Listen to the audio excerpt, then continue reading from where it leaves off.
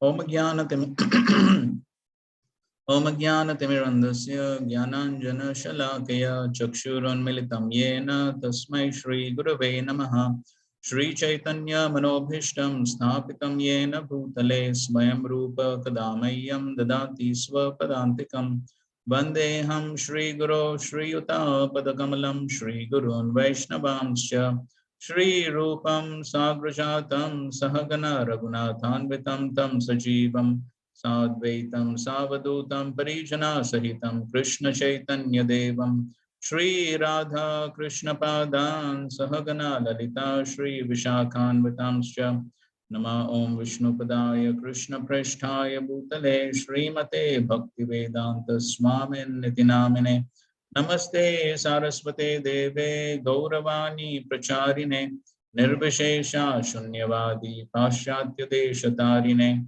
Namo Mahavadanyaya Krishna Prema Pradayate Krishnaya Krishna Chaitanya Namane Gauratvashe Namaha He Krishna Karuna Sindhu Dinabandho Jagatpate Gopesha Gopika Kanta Radha Kanta Namostate Tapta Kanchana Gaurangi Radhe Vrindavaneshwari Vrishabhano Sute Devi Pranamami Hari Priye Vancha Kalpatarubhyascha Kripa Sandubhya Evacha Patitanam Pavanebhyo Vaishnavebhyo Namo Namaha Jai Shri Krishna Chaitanya Prabhu Nityananda Shri Advaita Gadadhar Shrivasadi Gaur Bhakta Hare Krishna Krishna Krishna Hare Hare Hare Rama Rama Rama Hare Hare. Hare Krishna. Welcome everyone to the Unit 18 of the Bhakti Vaibhav course. And we are grateful to all of you for agreeing to come at an earlier time than usual. So it's wonderful to see your great eagerness and enthusiasm to study and discuss the Srimad Bhagavatam. So we have been discussing on the 20th chapter, Lord Vishnu's appearance and the sacrificial arena of Maharaj Prithu. So somebody would like to recollect a few points from our last class's discussion.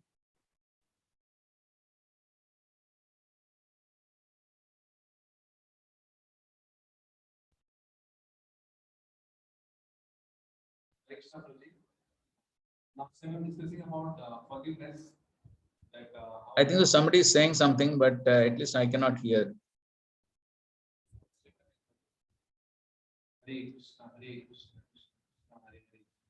Maybe that volume needs to be increased or whatever.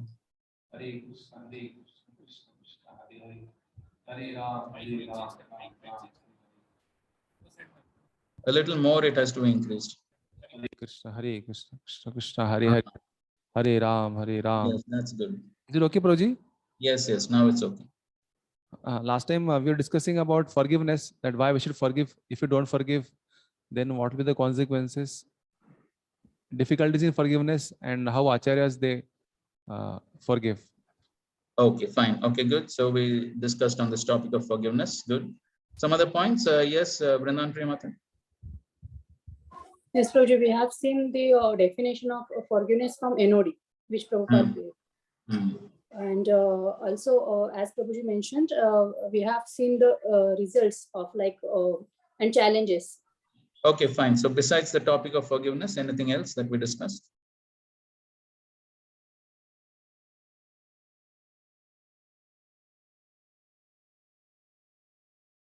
Yes, Narsinath. We saw that how this envy is actually the root cause of our existence here. And by envying further here in this world also, we continue our perpetual existence here. And how one man's envy of Indra's, caused so much of havoc to himself, to others, so much of trouble. Yes. So sometimes we have to ask what I want actually, whether it is achievements or praise by others or in the Guru's and Krishna's satisfaction. Okay, fine, good. Somebody else? Hare Krishna. Yes, bro. As we discussed the last time that how to be advanced in spiritual life by this Dirgha Vridha Sevaya, by serving the acharyas coming in the line. So Lord is telling to Prithu Maharaj, you are sir, you are Acharya. So it is, if you carried away by Maya, then it is a waste of time only. So there was one point which Vishnachak Thakur says, what is the result of that Vriddha Sevaya? Realization arises. Yes, very nice. Yes, realization arises when one serves the acharyas, and then that's how one is actually able to overcome Maya, because it's realized knowledge by which we can actually practice the principles of devotional service and thus overcome Maya. Yes. Some other points? Hare Krishna. Yes, bro. Pradeep, we also saw the commentary of Vishwanath Chakravarti Thakur. How he was telling that one should, when while is overseeing the subtle body, then one should be detached from it. One should see it separate from it. And he was telling that those who are engaging in bhakti, they are superior than Jnana Mishra path, Jnana Mishra Bhakti path. So basically, by the practice of bhakti, eventually the subtle body gets completely purified.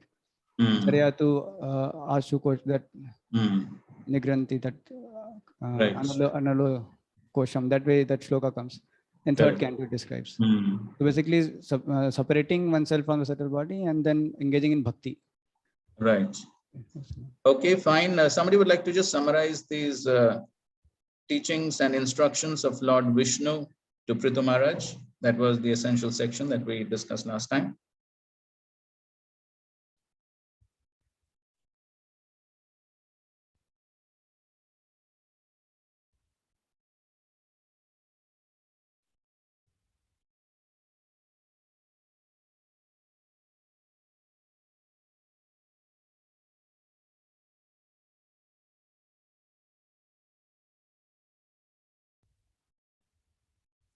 Really, the summary is that initially Lord is telling the Prithu Maharaj that don't be envious, give up your envy and forgive Indra.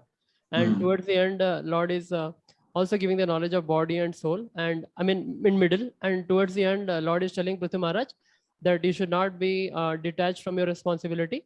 You have to perform your responsibility. You have to take care of citizens, and continue performing your duty. Yes. Protection Okay. of the citizens and making sure that they follow the varnashram system. Otherwise, we also discussed that otherwise the king will get 1/6 of the sinful activity that they perform, and at the same time, he also gets the piety of 1/6 of the piety of the citizens if he takes care that they follow varnashram system. Right.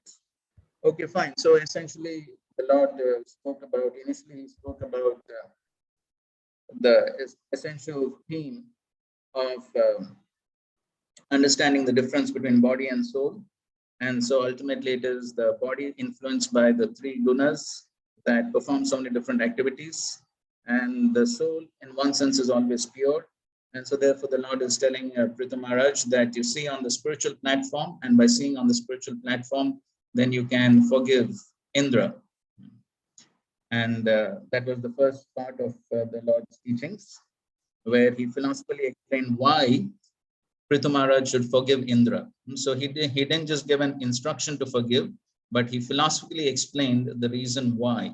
So an important lesson. So when we give instructions, it's always good to back up our instructions with philosophy, so that instructions have more weight. And that's exactly what the Lord is doing here. And then finally, in the later part, beginning from verse 13, the Lord is giving practical instructions to Prithu Maharaj as to how he should rule the citizens.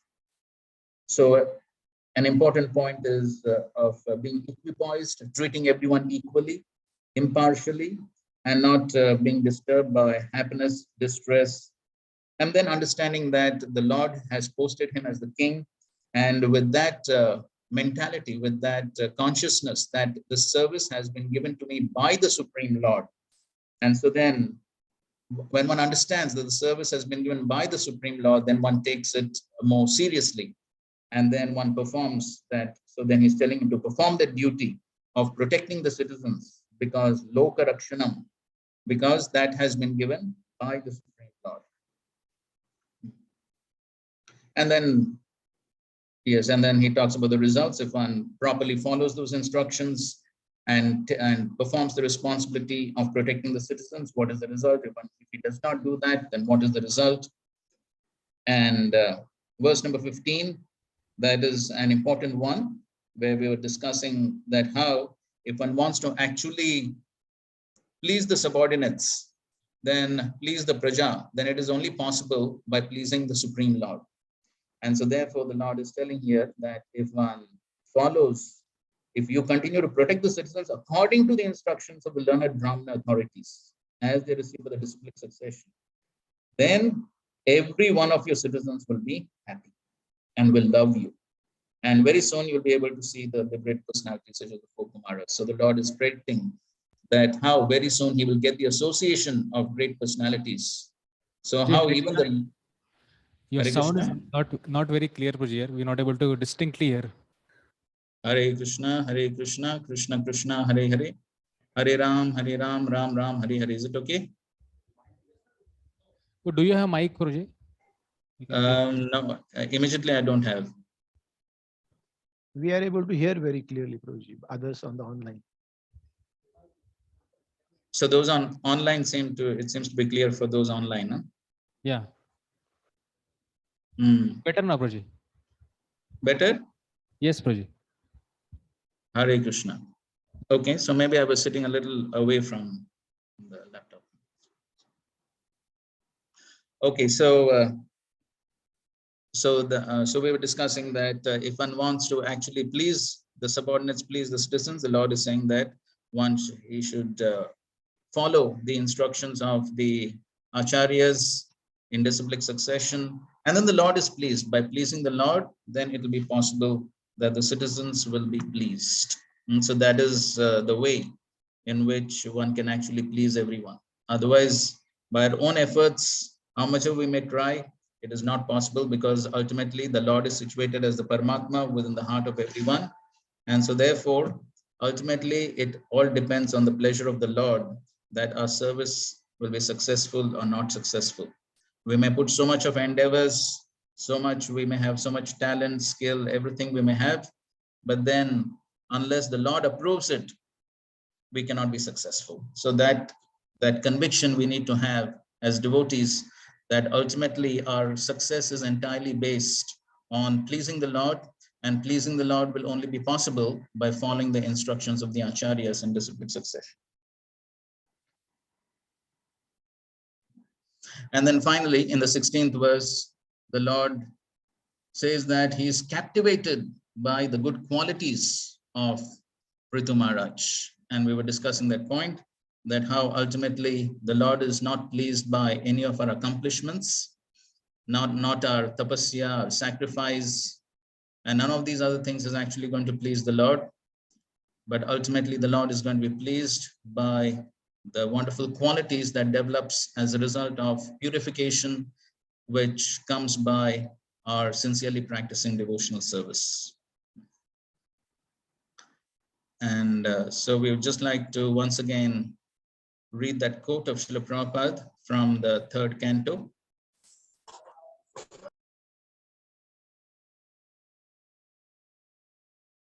Yes.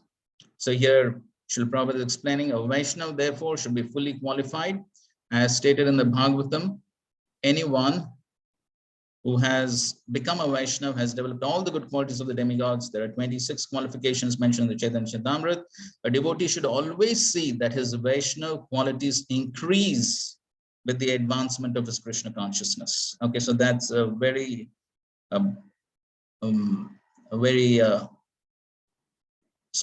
very outstanding statement that Srila Prabhupada is saying over here, that a devotee should always see that his Vaishnava qualities increase with the advancement of his Krishna consciousness. And so that's each one of us individually, it's our individual responsibility to see that. Others may see, may not see, but it is our individual responsibility. After all, it is our own spiritual life, and it is our own spiritual advancement. So ultimately, it is up to me to see whether I'm developing the qualities, I'm progressing, I'm getting purified. Ultimately, it's all up to me.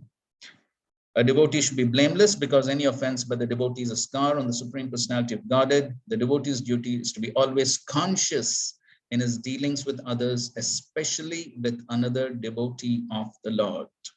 So it's again a very important instruction. Srila Prabhupada is telling us that we should be extremely conscious.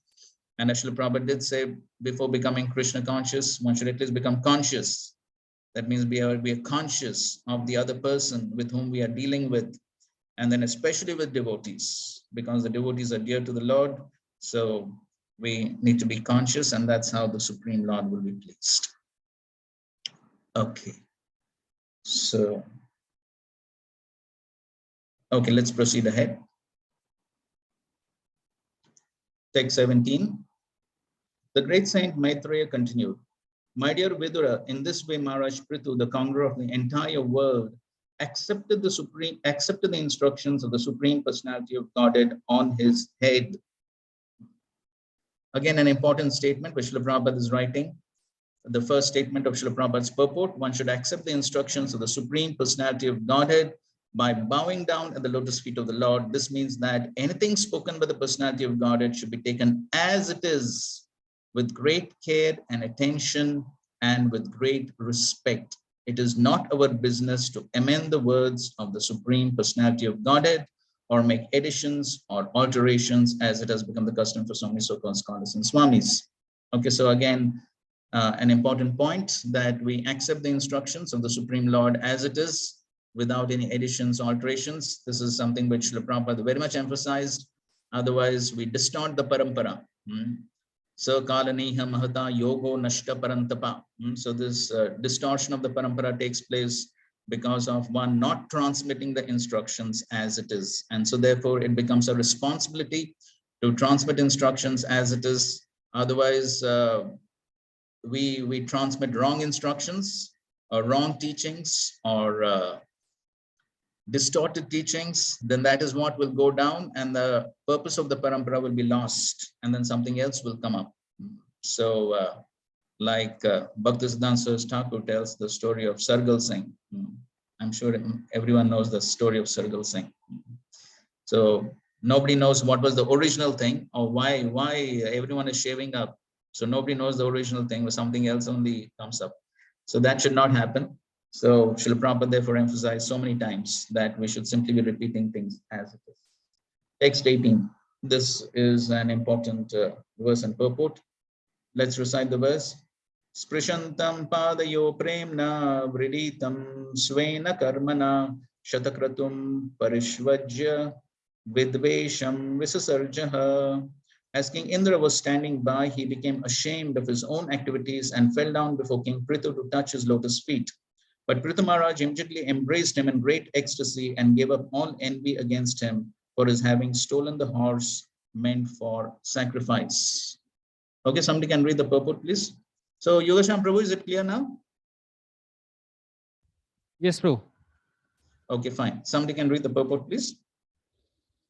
There are many cases in which a person becomes an offender to the lotus feet of a Vaishnava and later becomes repentant.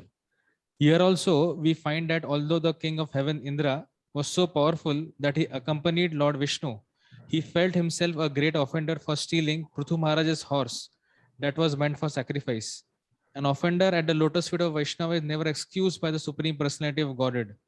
There are many instances illustrating this fact. Ambarish Maharaj was offended by Durvasa Muni, a great sage and mystic yogi, and Durvasa also had to fall down at the lotus feet of Ambarish Maharaj. Indra decided to fall down at the lotus feet of King Prithu, but the king was so magnanimous, a Vaishnava, that he did not want Maharaj Indra to fall down at his feet. Instead, King Prithu immediately picked him up and embraced him, and both of them forgot all the past incidents.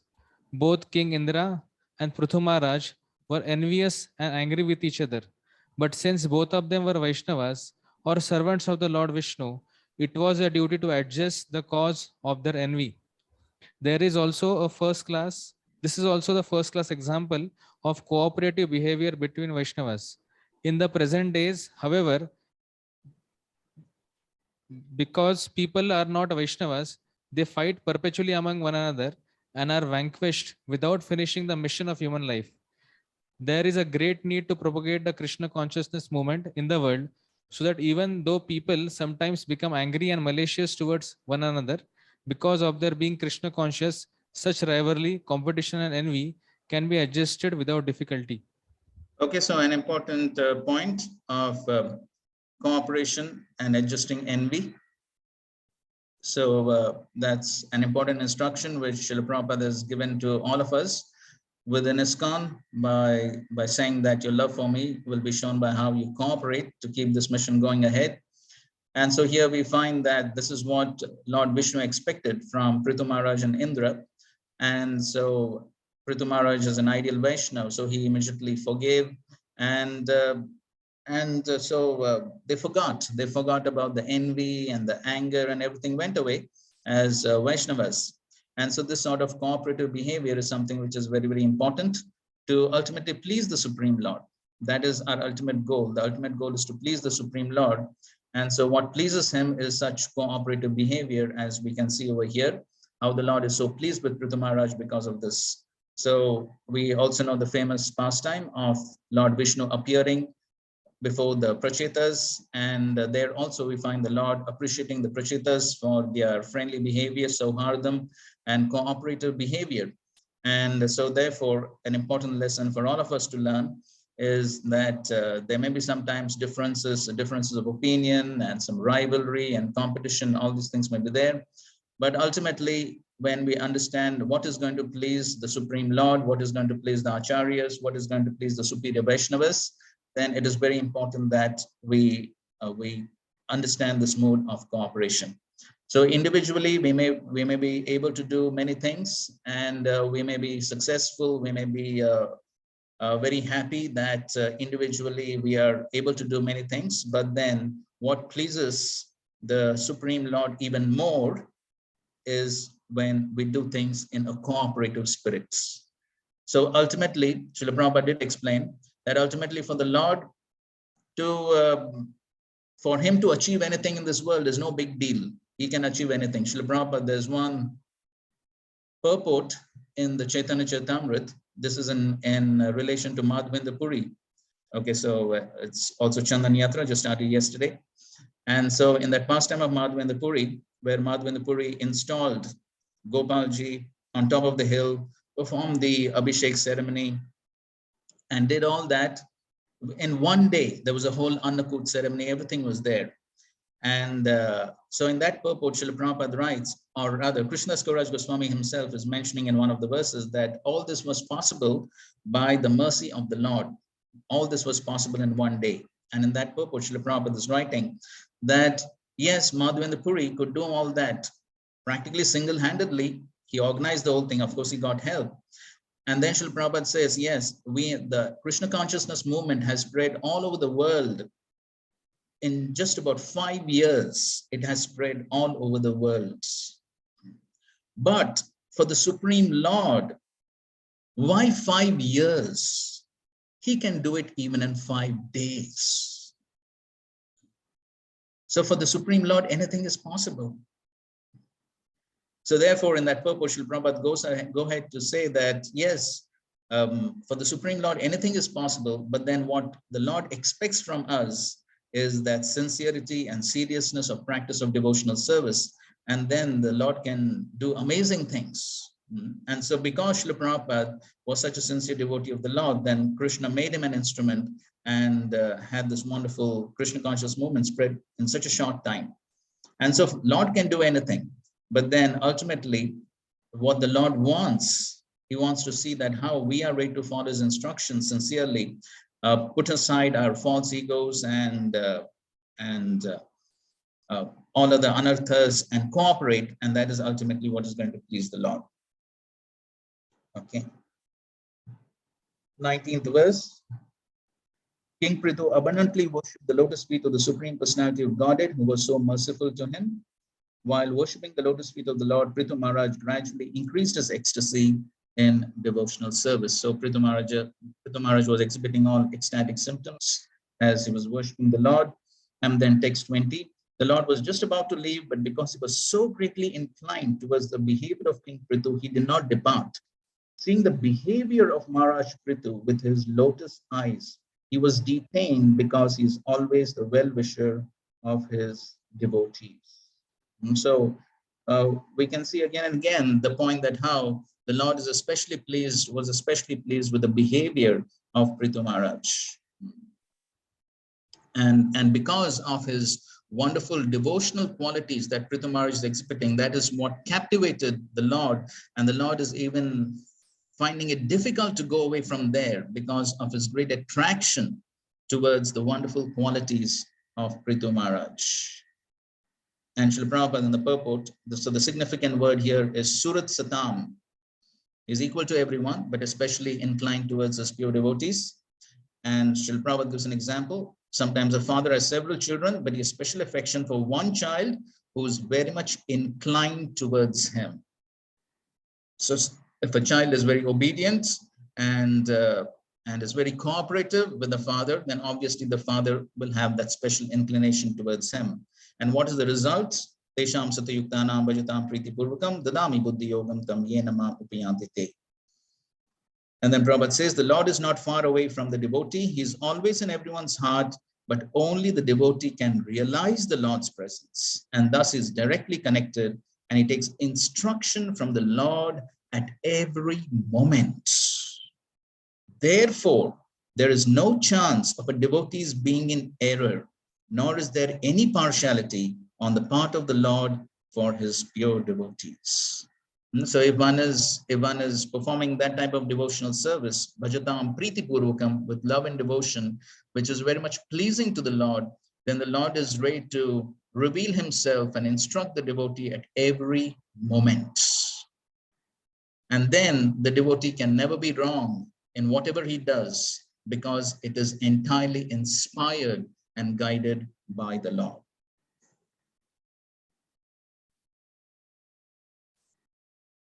Text 21. The original king, Maharaj Prithu, his eyes full of tears and his voice faltering and choked up, could neither see the Lord very distinctly nor speak to address the Lord in any way. He simply embraced the Lord within his heart and remained standing in that way with folded hands. Okay, so he was embracing the Lord within his heart, and he was filled with tears. He was in total ecstasy as he was having darshan of the Lord.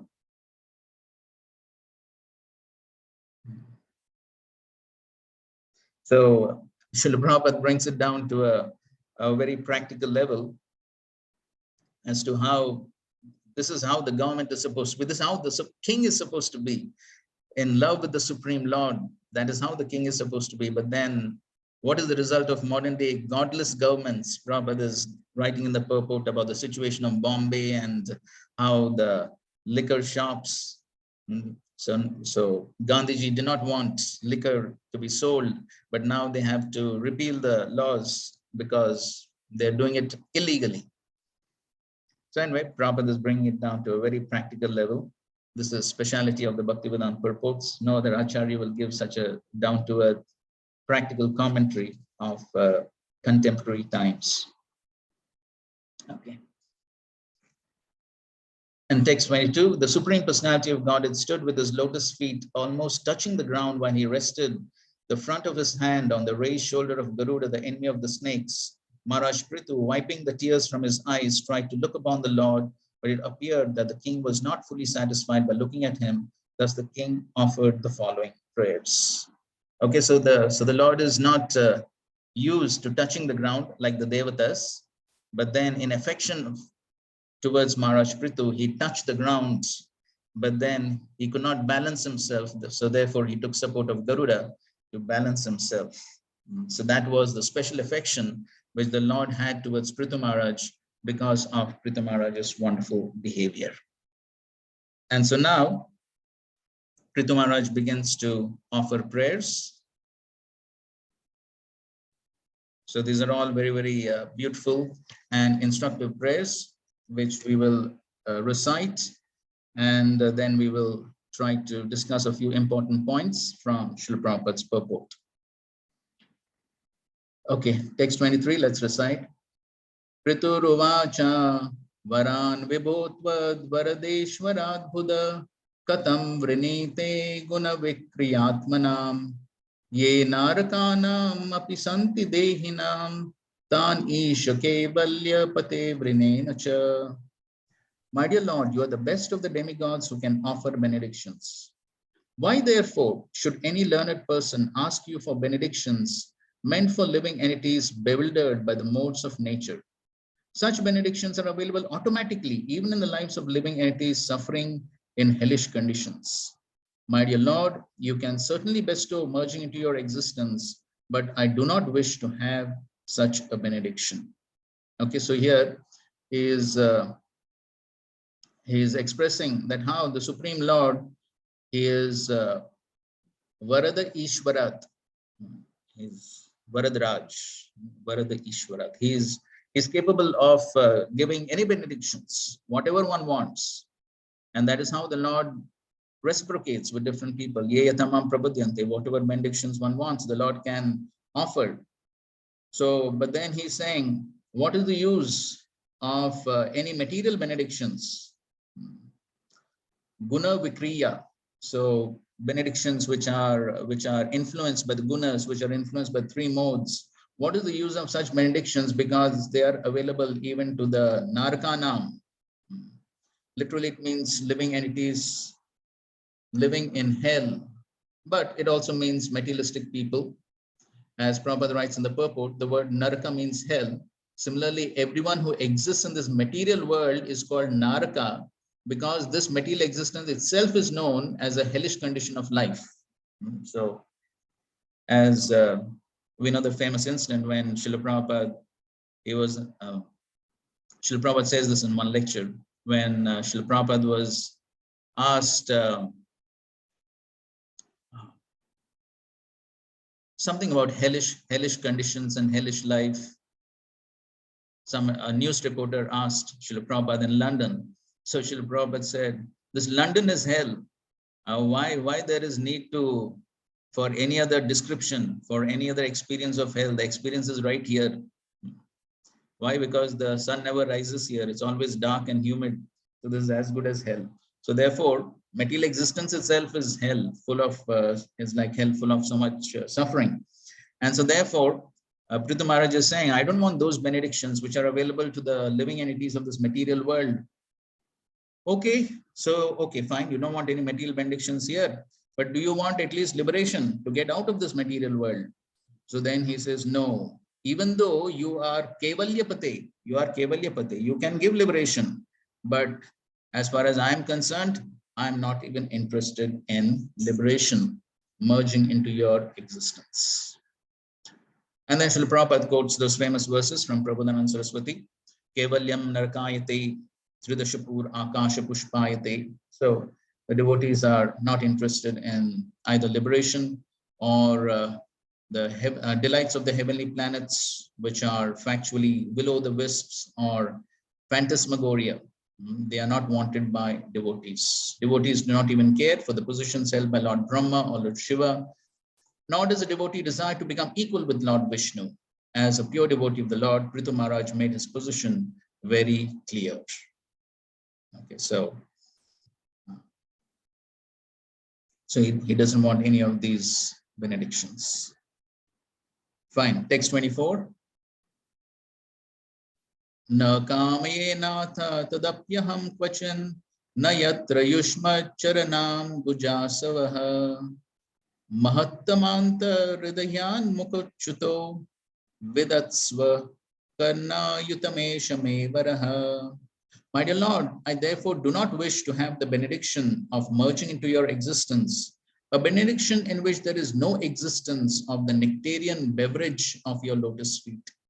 I want the benediction of at least 1 million years, for thus I may be able to hear about the glories of your lotus feet from the mouths of your pure devotees. Okay, so the question could be raised, okay, you don't want liberation, then what do you want? So here in answer to that question, Prithu Maharaj is saying, what I want is 1 million years. Karna ayutam. Karna ayutam. 1 million years. For what? For what 1 million years?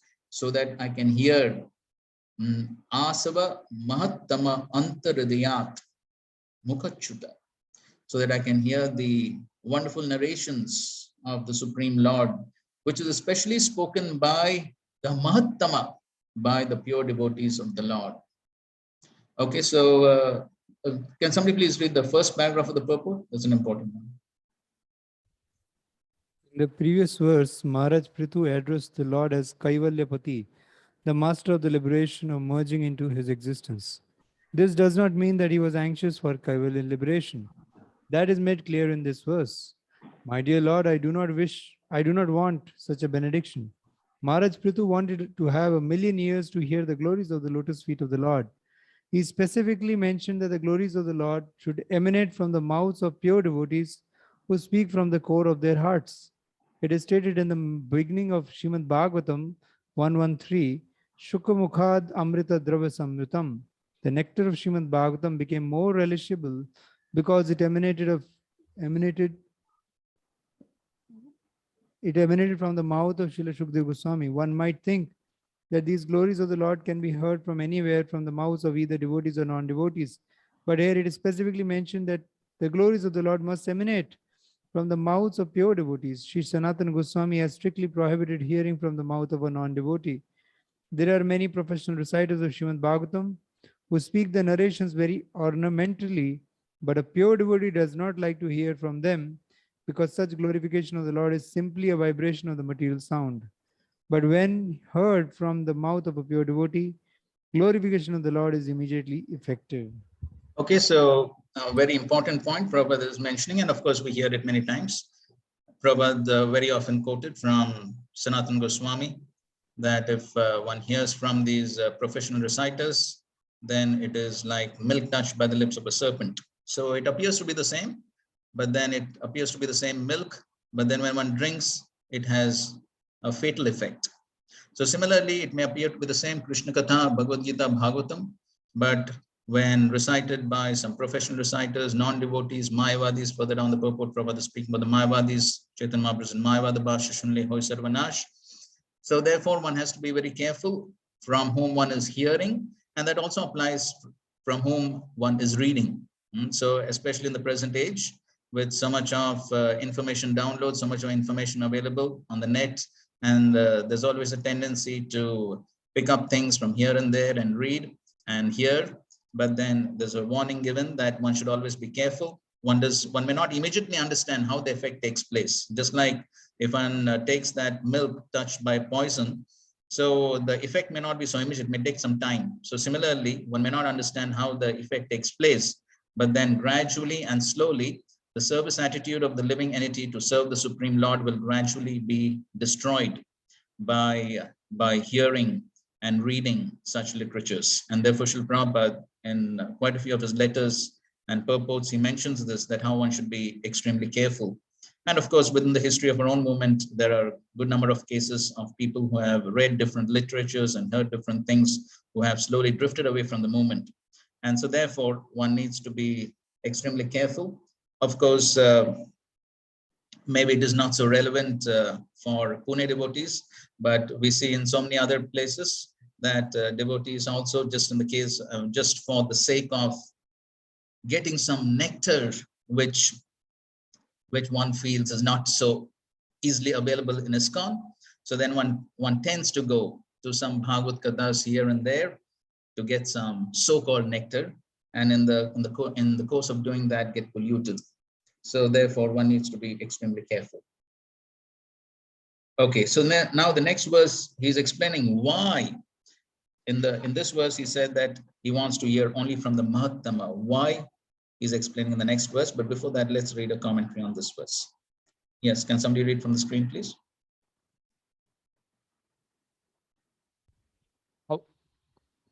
However, do not fear that I will ask for liberation on hearing me address you as Kaivalya. Kaivalyapati. I have addressed you with that word with the intention of saying, give it to those who take pleasure in merging into Brahman.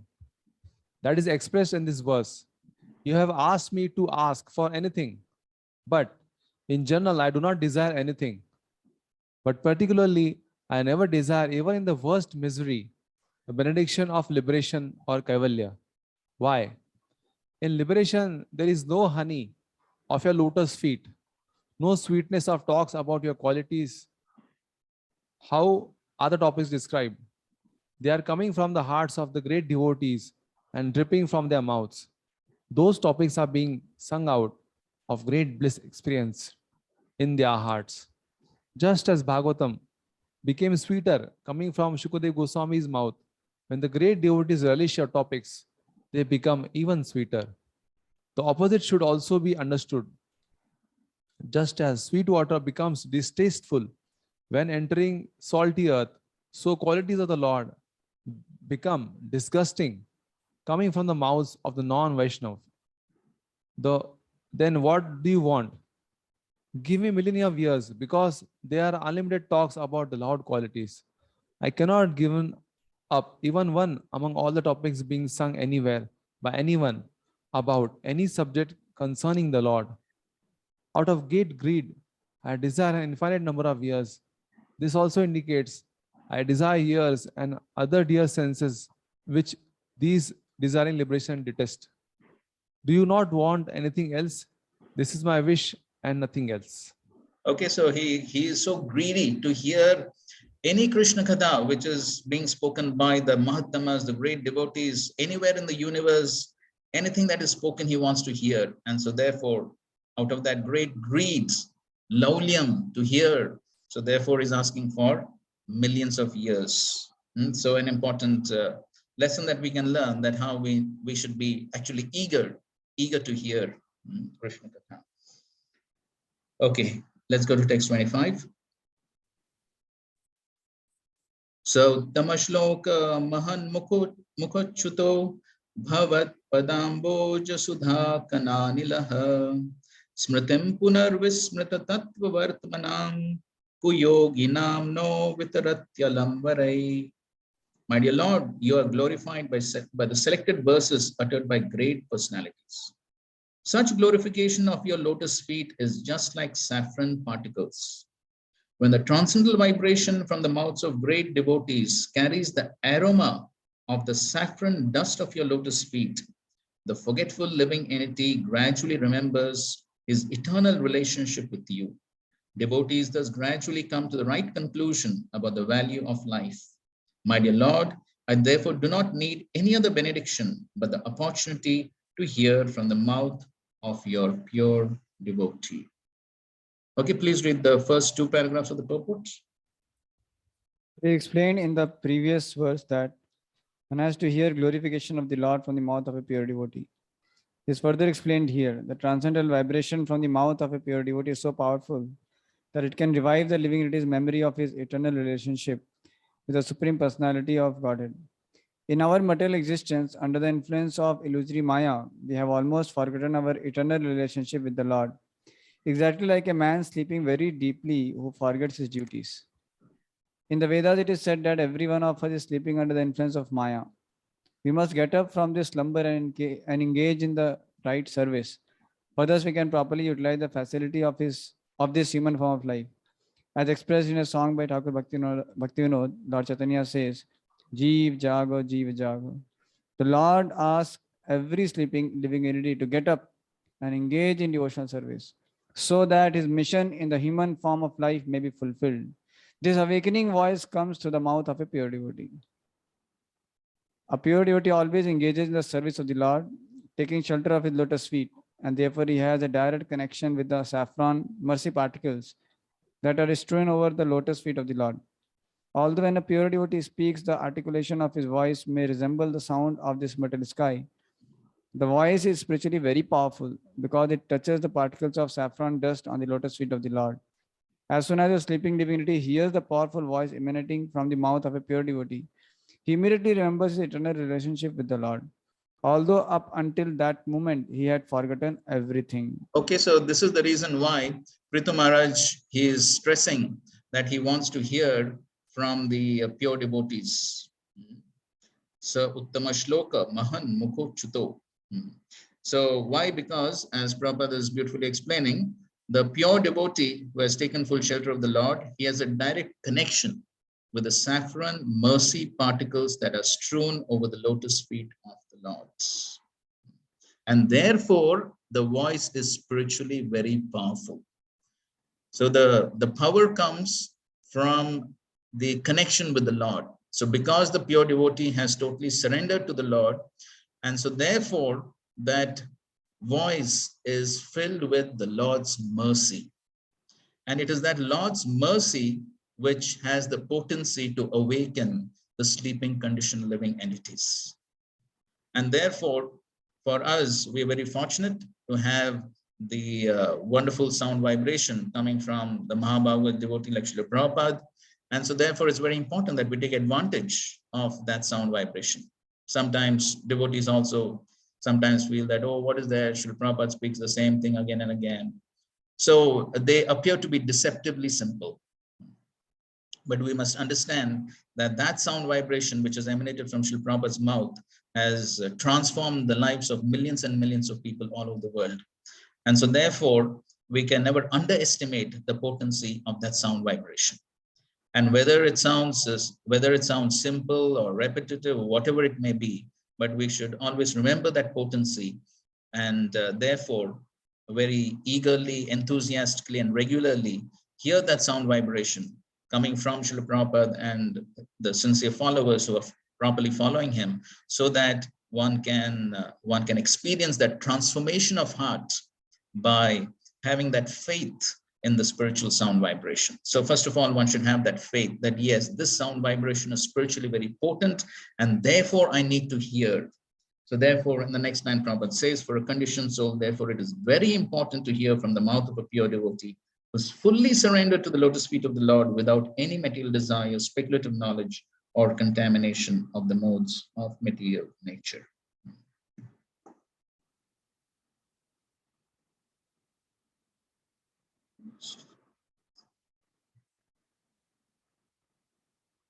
Okay, somebody can read this commentary from the screen.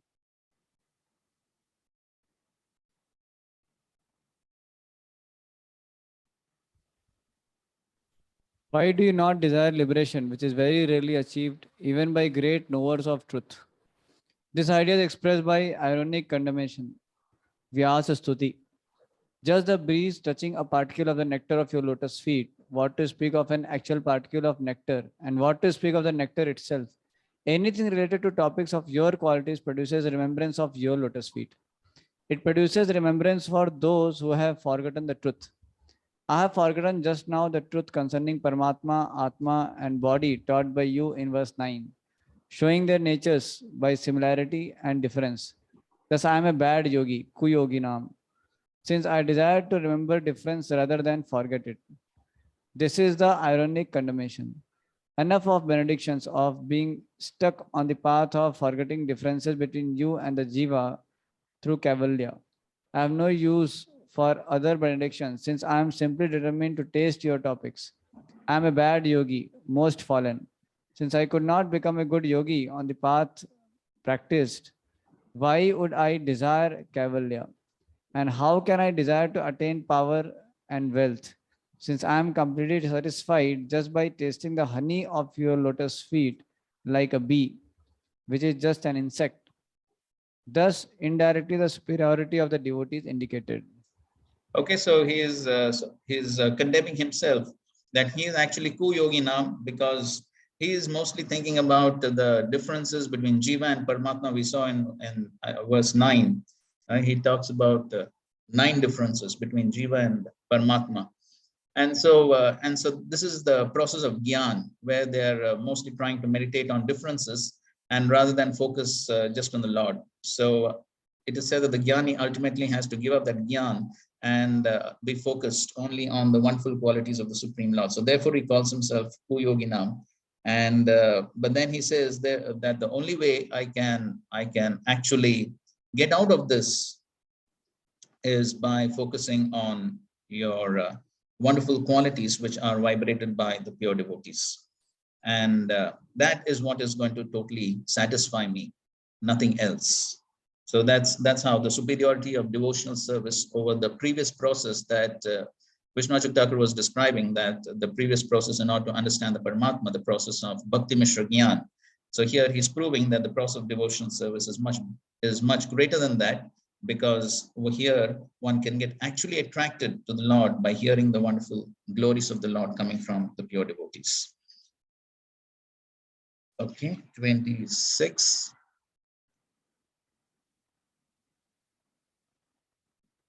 Yasha Shivam Sushrava Arya Sangame Yadrichaya Chopashanoti Te Sakrit Katam Gunognyo Viramed Vinapasham Shriyat Pravavre Gunasangrahechaya.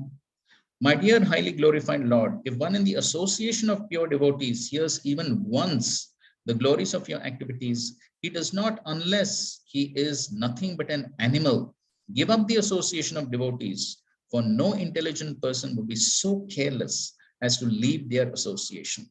The perfection of chanting and hearing about your glories was accepted even by the goddess of fortune, who desired to hear of your unlimited activities and transcendental glories. Okay, so here he is expressing his desire to hear the glories of the Lord in the association of advanced devotees, Arya Sangame. So he wants to hear in the association of advanced devotees.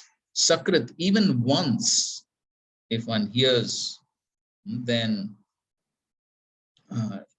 and so he says that only one who is Pashum, Vina Pashum, only a Pashu, only an animal would think of giving up this association, would be so careless to give up this association of devotees, and where there is the continuous glorification and chanting of the glories of the Lord. So here, Srila Prabhupada, of course, talks about Aryan families and Americans and Europeans being Aryans and all that he talks about. So, and then, okay, somebody may say that, okay, but why? Why you're so much interested in hearing and chanting about the glories of the Lord? So here he says that not only I'm interested, but even the goddess of fortune, Shri Yat Pravre. So even Shri, goddess of Lakshmi, is interested in hearing the glories of the Lord. So therefore, Prabhupada writes in the last paragraph, Maharaj Prithu points out that even the goddess of fortune, who is the constant companion of Lord Narayan, specifically wanted to hear about the Lord's glories. And for the association of the gopis or pure devotees, the goddess of fortune, Lakshmi, underwent severe austerities. So, and towards the end, he says, only an animal can give up the practice of chanting Hare Krishna. Those who are not animals, but actually intelligent, advanced, human, civilized men cannot give up this practice of continually chanting Hare Krishna, Krishna Krishna, Hare Hare, Hare Rama, Rama Rama, Hare Hare. Okay, kindly read this commentary from the screen. Become detached from the test of my topics and accept liberation desired by the best of yogis. Prithu replies in this verse, O Lord of auspicious fame, how can he who hears your glories by chance, yadicchaya, without special effort, suddenly, and who thus knows your qualities, give them up? The person who gives up that glorification is an animal among humans. Also implies that he who does not give them up is a real human among the animals. The yogis give up the nectar of glorifying the Lord. Evam haro bhagavati pratlabdha bhavo bhaktya dravad dridaya utpat pramodat aukanthaya vaspakalaya muhur ardhamanas tadachapi chitta Sankara. The unfortunate yogi who has developed love for the Lord, full of all sweet qualities, whose heart is somewhat soft because of devotion, whose body here stood up on end in ecstasy, who is constantly overcome with intense tears of joy, gradually withdraws his hook-like mind from the Lord's feet, Lord's form. Srimad Bhagavatam 3.28.34. The karmis by nature have no interest in the Lord's topics. These persons are interested in earth, dharma, and kama, and are averse to the topics of the Supreme Lord, who knows how to destroy samsara, who is killer of Madhu, the most heroic Lord, worthy of praise. Srimad Bhagavatam 3.22. Okay, continue. Give these two persons liberations like feeding oil cake, chaff and rubbish to animals, but do not give it humans like me.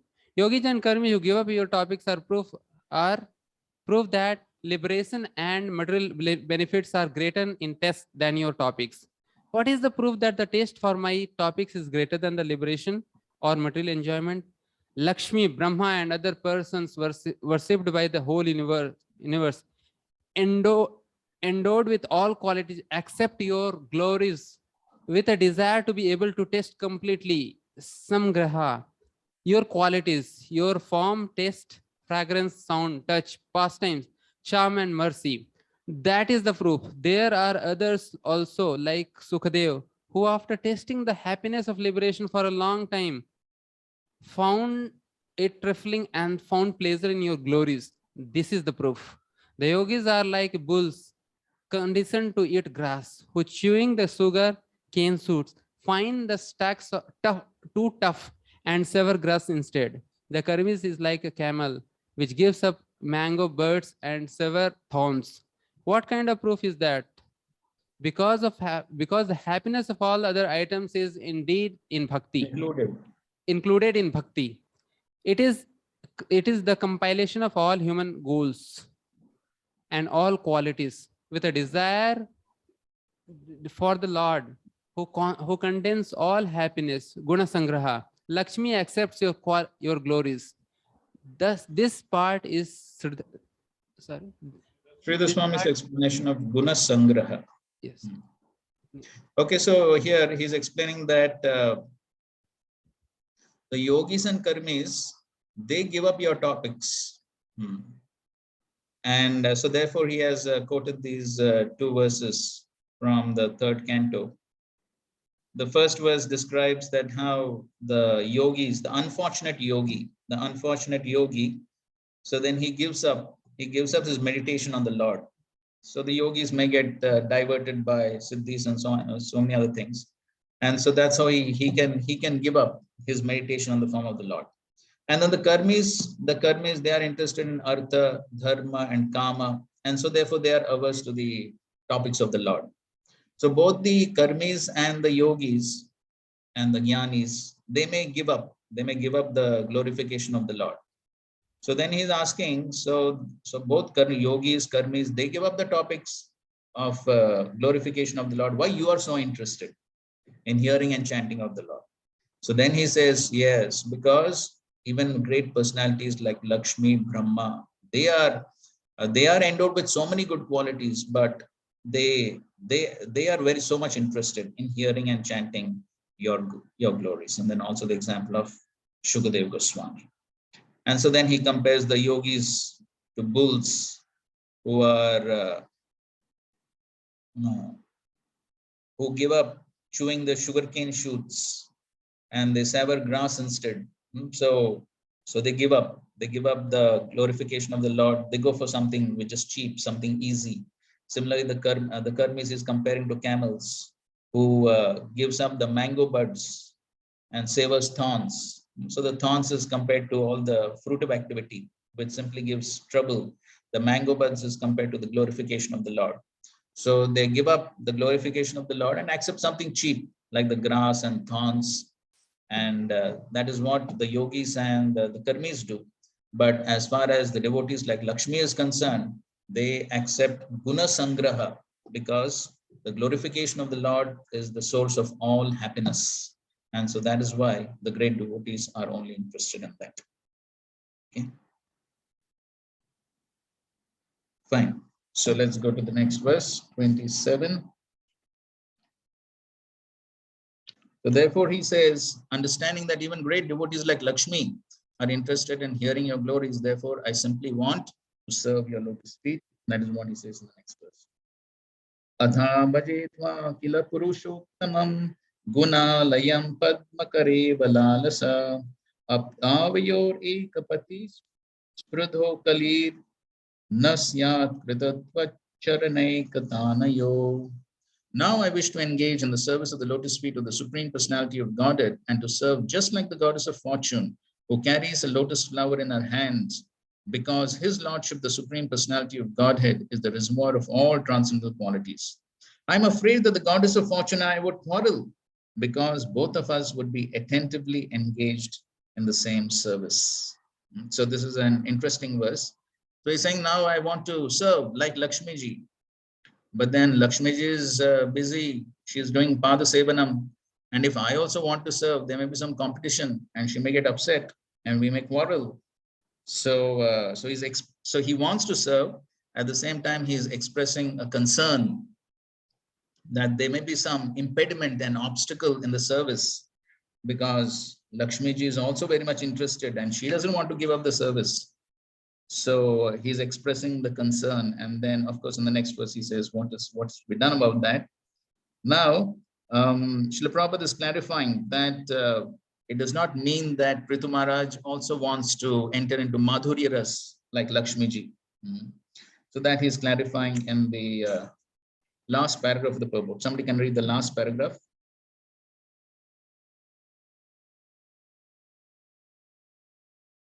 Maharaj desired to serve the Lord with the goddess of fortune, but this desire does not mean that he was situated on the platform of Madhurya Ras. The goddess of fortune is engaged in the service of the Lord in the rasa of Madhurya, conjugal love. Although her position is on the chest of the Lord, the goddess of fortune, in her position as a devotee, takes pleasure in serving the lotus feet of the Lord. Prithu Maharaj was thinking only of the lotus feet of the Lord because he is on the platform of Dasyaras, or servitorship of the Lord. From the next verse, we learn that Prithu Maharaj was thinking of the goddess of fortune as the universal mother, Jagan Mata. Consequently, there was no question of his competing with her on the platform of Madhurya Ras.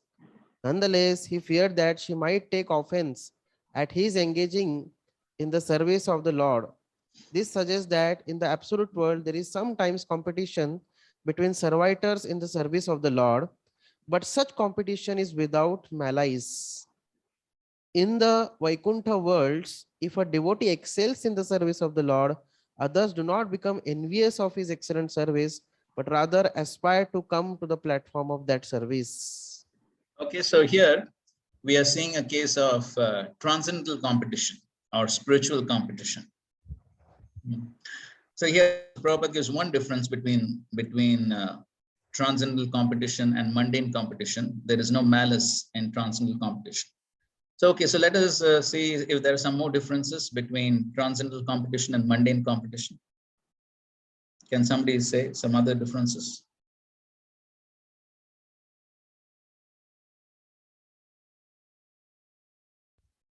Hare Krishna. Yes. In transcendental competition, we see that although there is competition, but it helps both the devotees to come closer to Krishna. Okay, good point. It enhances the relationship with the Lord more and more. Okay, good. Very good point. Yes, so it helps the devotees to actually come closer to Krishna. Very good. Okay, yes, Mataji.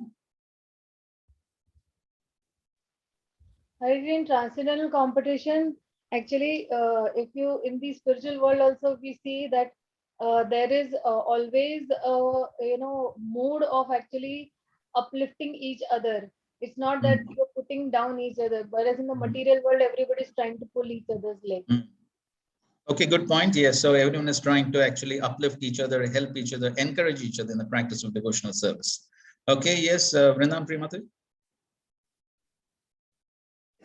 Transcendental competition is Krishna centered, and here is self-centered, and which results in transcendental results in positivity, and here it results in negativity. Okay, good point. Yes, so transcendental competition is Krishna centered, whereas mundane competition is self-centered. Some other points? Transcendental relationship enhances the relationship amongst devotees.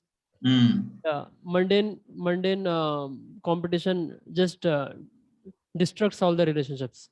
Okay, yes, that's true. So how do you think that happens? Why it happens? Why in because in transcendental relationship, the competition is based on true ego, that one identifies himself as servant of Krishna.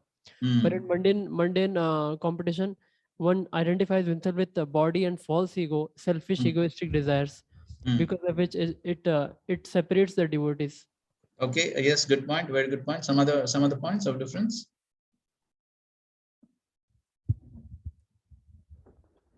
Hare Krishna. In this Yes. transcendental competition is meant to inspire others to serve Krishna better and better. Whereas in mundane competition, there is always, they want to pull others' leg. So this example is given about these cowherd boys. They were going Krishna. They wanted to catch Krishna, although they were saying, "I'll touch Krishna first." As Maharaj says that their inner motive was that they wanted to inspire everybody to go towards Krishna. Correct. Right. So basically, yes, they actually inspire. So transcendental competition, one wants to excel others, to inspire others, not so that I become greater than others. Okay, very good point. Somebody like to add something?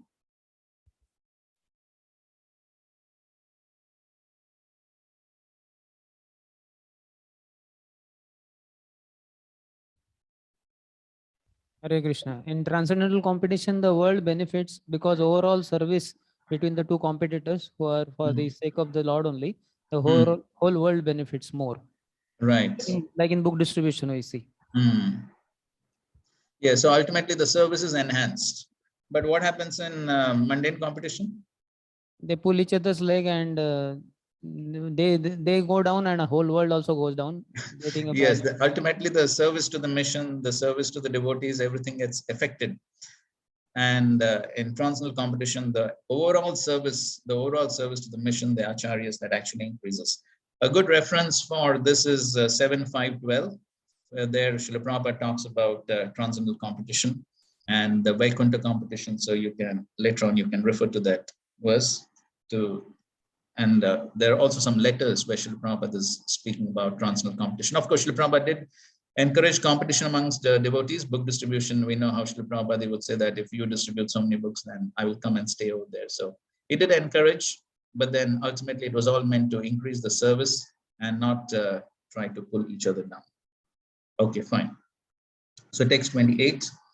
So now, there's a sort of transcendental competition here in Vaikuntha between Lakshmiji and Prithu Maharaj. He's sort of anticipating such a transcendental competition because both of them are eager to serve. Okay, text 28.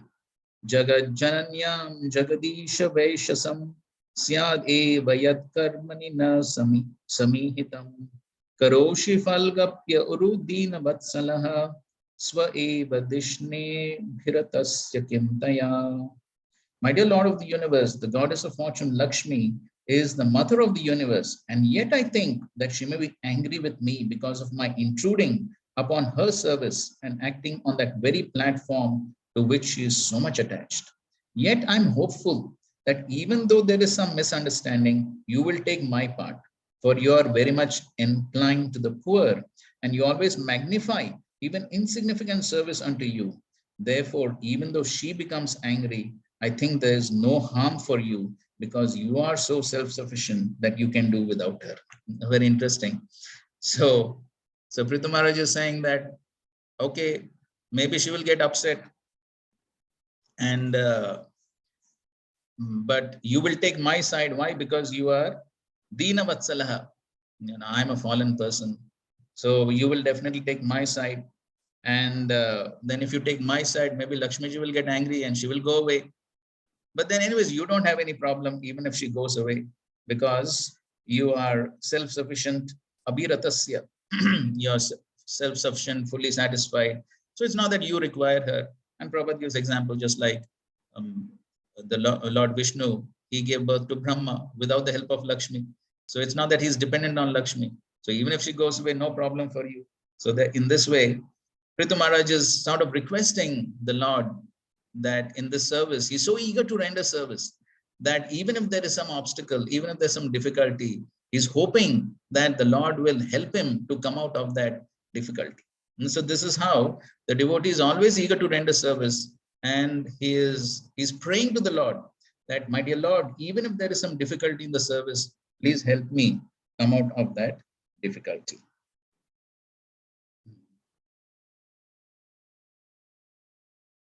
Okay, so these are points Prabhupada is explaining. Okay, read this commentary.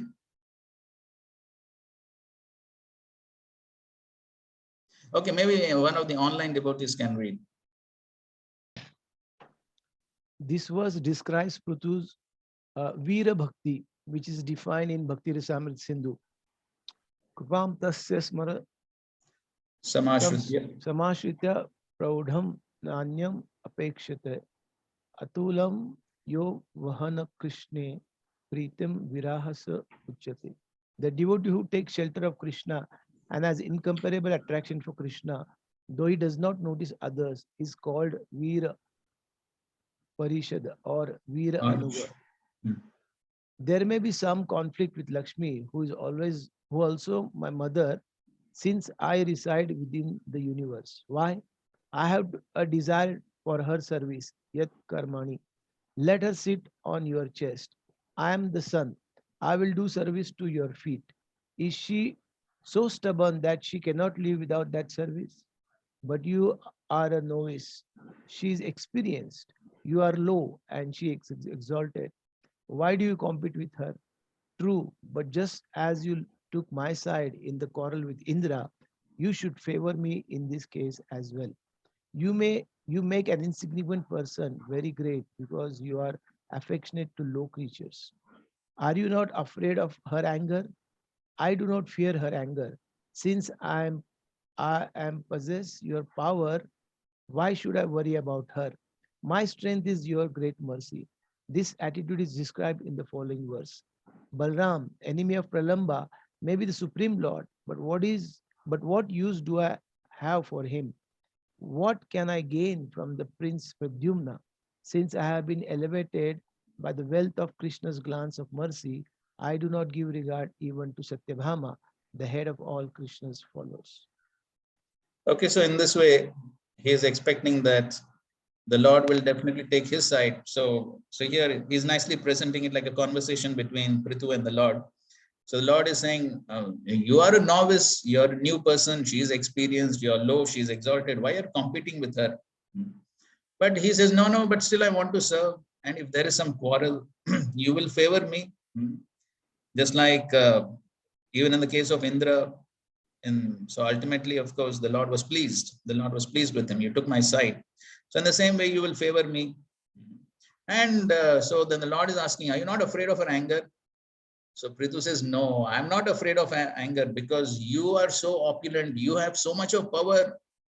So my strength is your great mercy. So that is the Lord, that is the devotee's confidence. The devotee's confidence is always the mercy of the Lord. The devotee is always dependent on the mercy of the Lord.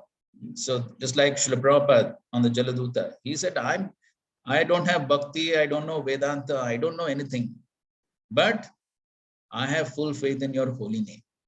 So that is how the devotee's great strength, the devotee's confidence and fearlessness is all based on the Lord's mercy. The devotee never thinks himself great. His own powers is great. He never depends on his own strength, but he's always dependent on the Lord's strength. And so in this case also, Prithu Maharaj is expressing, I'm not afraid of Lakshmi, even if she gets angry, because I'm fully dependent on your mercy and I have faith that you will support. So in this way, he's expressing. Okay, 28. 28 we finished, right? 29. Bhajantyatvam ata eva sadavo vyudastamaya guna vibramodayam bhavatpadanusmaranat artisatam nimittamanyad bhagavan vidmahe.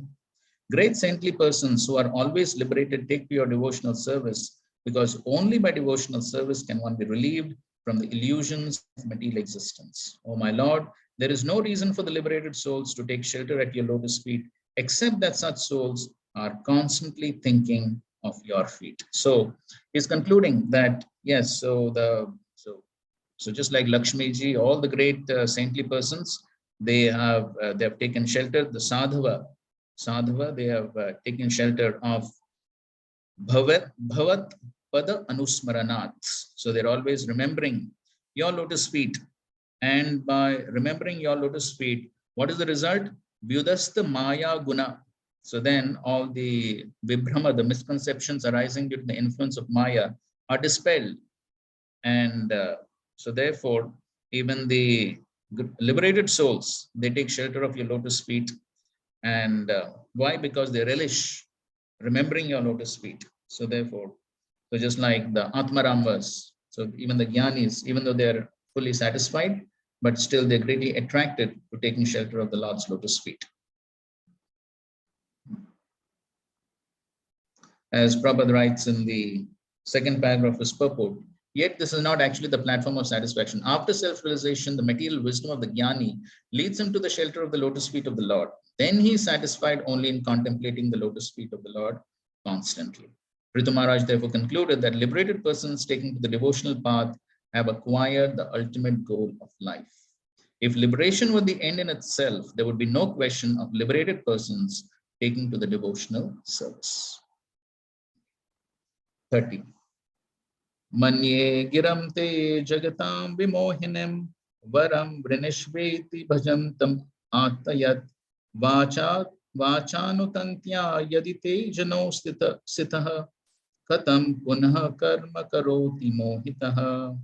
My dear Lord, what you have said to your unalloyed devotee is certainly very much bewildering. The allurement you offer in the Vedas are certainly not suitable for pure devotees. People in general, bound by the sweet words of the Vedas, engage themselves again and again in fruitive activities, enamored by the results of their action. So here he is speaking about the Karmakand. So how the Karmakand is very much bewildering, and therefore the people who are attracted to this Karmakand, they engage themselves again and again in fruitive activities. But as Prithu Maharaj is saying, as far as I'm concerned, I'm not at all interested in all this. So, so Prabhupada writes in the second paragraph that the Lord sometimes offers benedictions to the neophyte devotees who have not yet understood that material facilities will not make them happy. So sometimes the Lord offers. So that's what he's saying, that what you have said to your unalloyed devotee is certainly very much bewildering. So sometimes the Lord offers some benedictions, and then he quotes from the Chaitanya Charitamrita. Then what happens when if the devotee is sincere, and then the Lord actually does not fulfill those material benedictions. He takes away whatever material facilities are being enjoyed by his devotee. Okay, let's read from this commentary. Please read.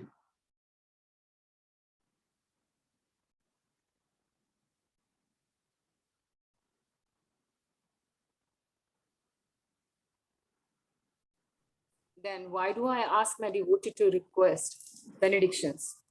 If an immature devotee asks for some material benedictions out of strong greed, he will be destroyed since he is cheated of Bhakti Ras. Typical words of the Vedas bewilder the world by promising elevation to Pitralok by performing prescribed duties, or elevation to Swargalok by horse sacrifice. Oh, unless a person is bound by your words, how can he continue to do such acts, being bewildered by the results again and again?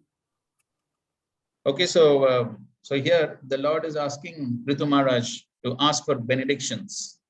So the Lord is ready to give benedictions, but then if an immature devotee asks for material benedictions, then the result will be the Lord may even fulfill the material benedictions, but then he will be cheated of bhakti ras. He won't get bhakti ras.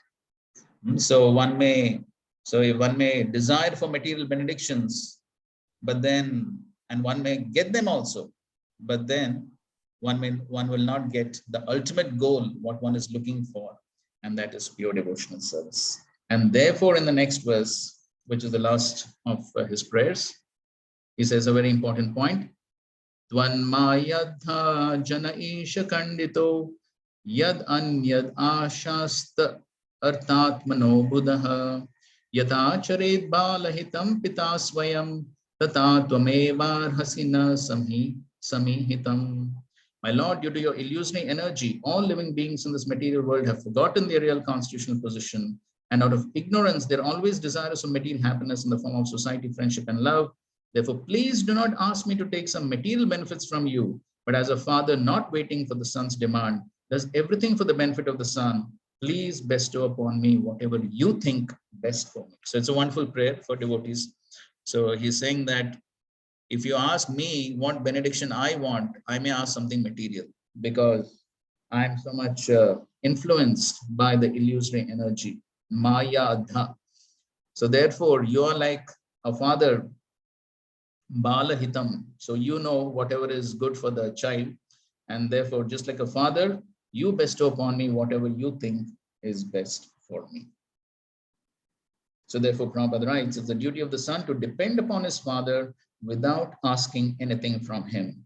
The good son has faith that the father knows best how to benefit him. Similarly, a pure devotee does not ask anything from the Lord for material benefit, nor does he ask anything for spiritual benefit. The Father knows the necessities of the Son and supplies them, and the Supreme Lord knows the necessities of the living entities and supplies them sumptuously. Let's go down. Okay, and then the last paragraph, the conclusion is that the pure devotee should not aspire after any material benefit from devotional service, nor should he be enamored by fruitive activities or philosophical speculation. He should always be engaged favorably in the service of the Lord. That is the highest perfection of life. So that is the end of Ritu Maharaj's prayers. And there are a few verses to finish the chapter. But I think it's time for a break. So I think so we'll just take a break and then we'll just finish the chapter and go for the next chapter. All right. And of course, if anybody has any questions, we will take after the break. All right. So 15 minutes break till 12:15. Kaustubh Das. Yes, Kaustubh. Just wanted to make some announcement about attendance and exam policy. Okay. Okay, fine. Please go ahead.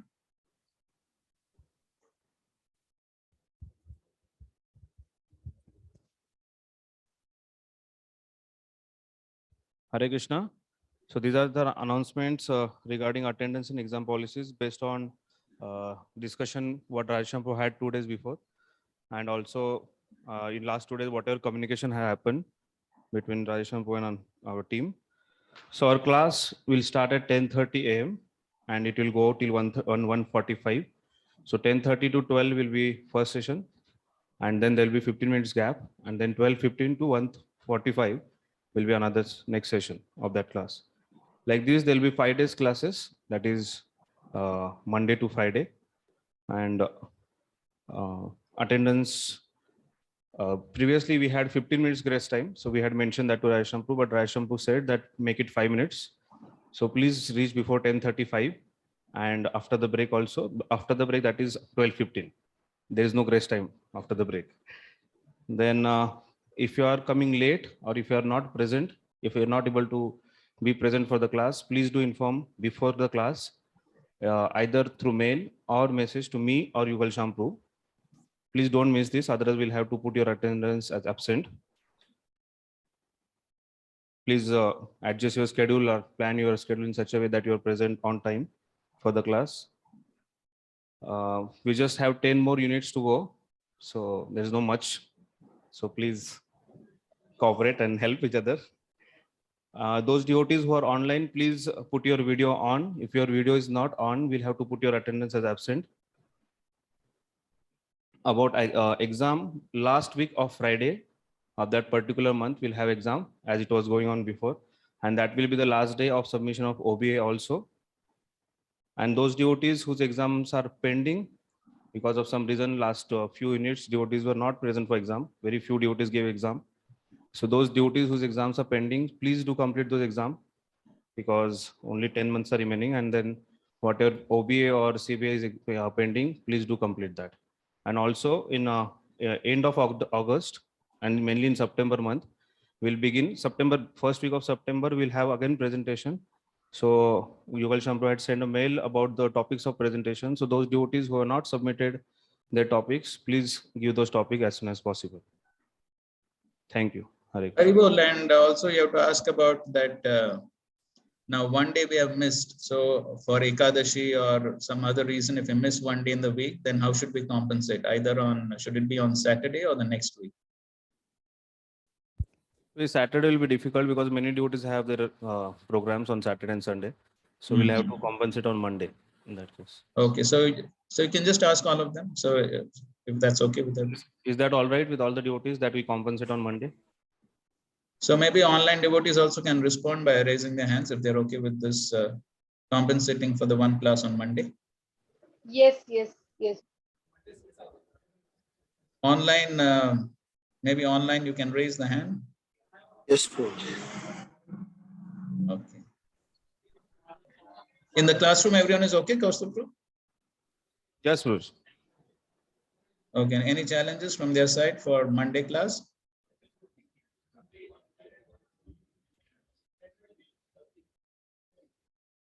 It is. So some devotees are saying that if the Ekadashi is falling on in between Monday to Friday, then we don't have a gap only. We do have classes on that day also. Okay, so then again we need to take a vote for that then. So if Ekadashi is coming in between, and should we have a class on Ekadashi or no class on Ekadashi? So how many devotees are saying that we should have class on Ekadashi? Please raise your hand. Yes, Prabhuji, we should have class on Ekadashi. So please, or those devotees who are online, please raise your hand. So we can take a count.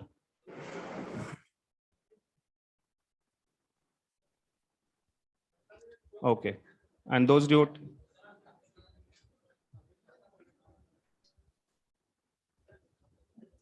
I think we'll discuss about it, Prabhuji, because Prasad's timing is at 12:30. That is once in a. Yeah. Okay. Okay. So maybe we can decide this maybe on mail or something. Yes, sir. Okay, fine. Okay, thank you very much. So now we'll go ahead for the break, and then so please. So now we have become a bit late now for the break.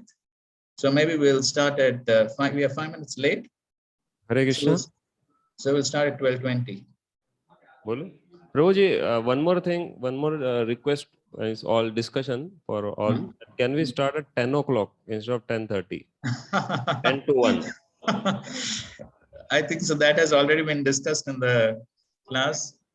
Initially, Radheshyam Prabhu would actually proposed 10:15, but devotees were saying that even 10:15 may be difficult. So therefore, we have come to the conclusion of 10:30. All right, no? So we will stick to that timing of 10:30 because that has been decided with everyone's consultation. So we'll meet at 12:20 now, Prabhuji? Yes, we can meet at 12. Okay. All right.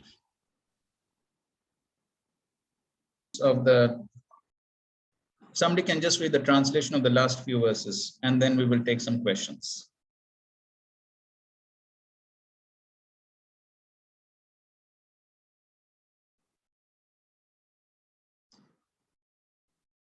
Anyone, either in the classroom or online?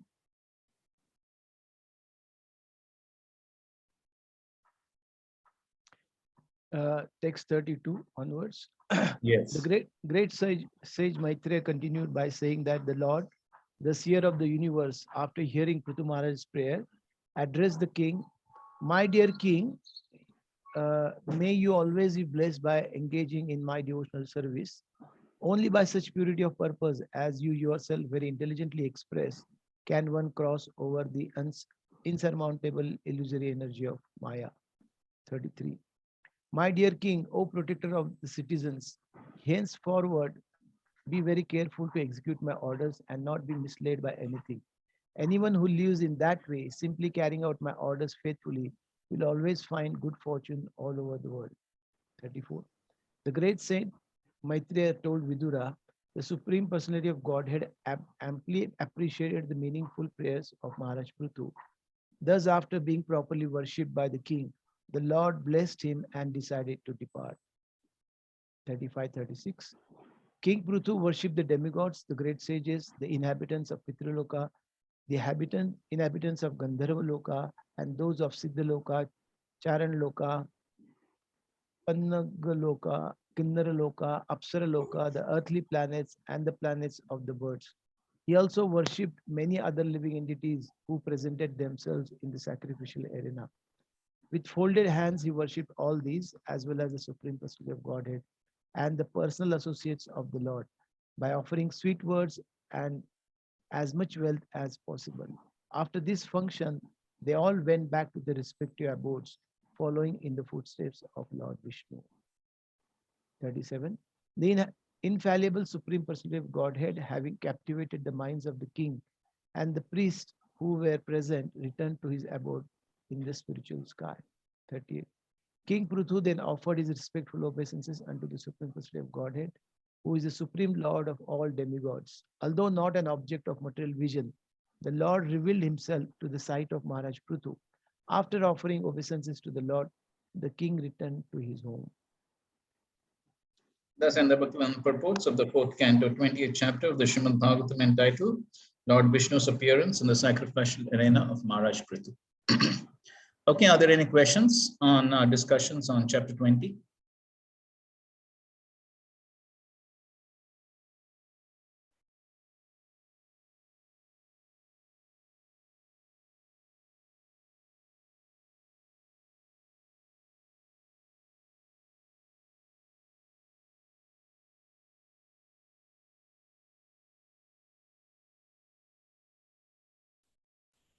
Hare Krishna, Vijay. Yes, Hare Krishna. Ji, last class, when you had mentioned about, well, here the discussion comes about Lord being satisfied, then we can satisfy the citizens. And the Lord is satisfied when you follow the acharyas. And yes.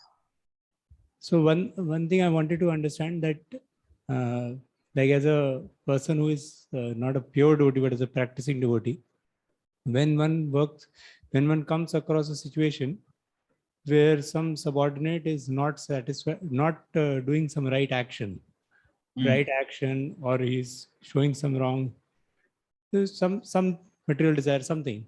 In that case, should one internalize understanding that one has not done his part to be aligned with the Lord, and thus he's not able to make that devotee happy enough, that living in that subordinate, or one should try to correct that person because he has gone wrong.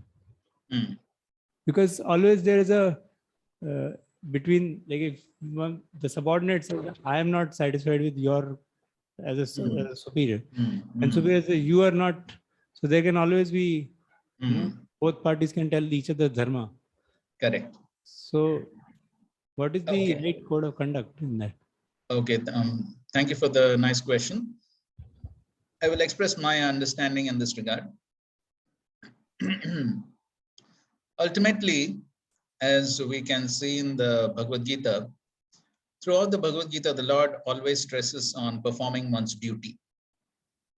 Right from the beginning till the end, practically, the Lord is stressing on performance of duty in a detached manner. And in the Bhagavatam also, we read the same thing. We will also be discussing these points actually now. In this coming chapter also, we'll be discussing these points. But then ultimately, everyone has to perform his duty. So when we find that subordinates, other devotees, they're not happy. So one thing is definitely, we can definitely internalize and see whether I'm performing my duty properly, whether I'm aligned with the previous acharyas, with the spiritual masters. So that is something which we can definitely do as a homework for, as far as I'm concerned, because there could always be scope for improvement from my part. And so similarly, it is up to the subordinates or other devotees or other people also to see whether they are doing their respective part. Blaming each other is an easy thing to do. But what is more important is for every individual to see whether I'm doing my dharma properly. Because if I do my dharma properly, then the Lord will be pleased. Now, so as if I have a responsible service of helping other devotees or helping other people, then definitely as a service, if I find someone going wrong, going astray, then I can definitely help him with that service attitude. So my understanding is both things need to be done. On one hand, I can always think, how can I improve? And I can always try to help the other subordinate by giving him some good instructions, since that is my service. So both things can be done. And then ultimately, it is always the free will of every living entity is always there to apply to take good instructions. That free will is always there, but we have to do our duty. That is my answer. If anyone wants to add something, most welcome.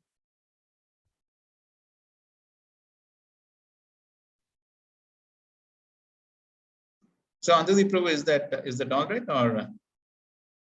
Yes, Puji, means it's perfect. What you shared is good only. And something like it just comes to my heart is that because a person to become a pure devotee is a very long journey. It's not like an overnight thing. And there is always a gap between being a pure devotee and whatever we are. And then we are a leader. So then as a leader, one may say that, okay, I'm not a pure devotee. So obviously there will be dissatisfaction below. So better I improve myself only, because I cannot correct the other person because I have some lacuna from being a person who can satisfy the jiva. So better I work on myself. So as a sadhaka, when we try to really take the role, there is always a defect that one can see in himself, and thus he becomes unqualified in his own heart to actually tell anything to the other person, because I have to work on myself.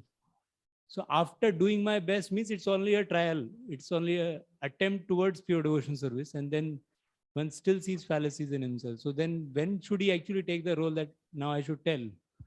Because there is always a gap. And we have seen that more a person is a very advanced devotee, he is able to satisfy a very big variety of people, very big, all that there is there. So that means basically I have to work on myself. Means I face this understanding in my heart, Yes, so definitely, as far as working on oneself is concerned, that is always work in progress, which one always can do and which will always ultimately benefit oneself.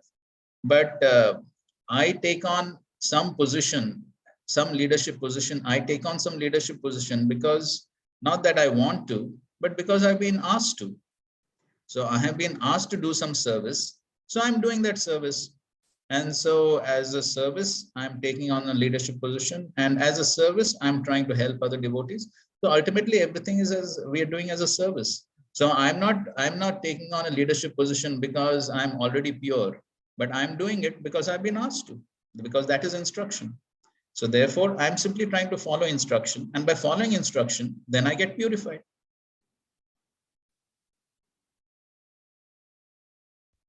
Yes, no question on taking the role or not. Only the question is how to act in that role in terms of telling the other person his role. Yes, because that is service, then I have to do it. No? Because I have a service of helping others. So then I do that.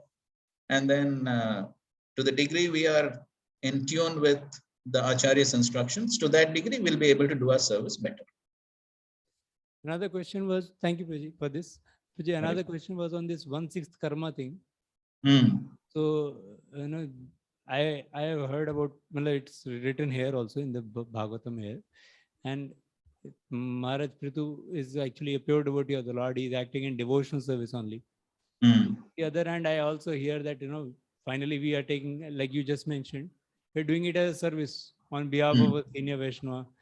So, shivers go down the spine if we hear that if we are a leader, we have to bear 1/6 karma of a subordinate who makes a mistake.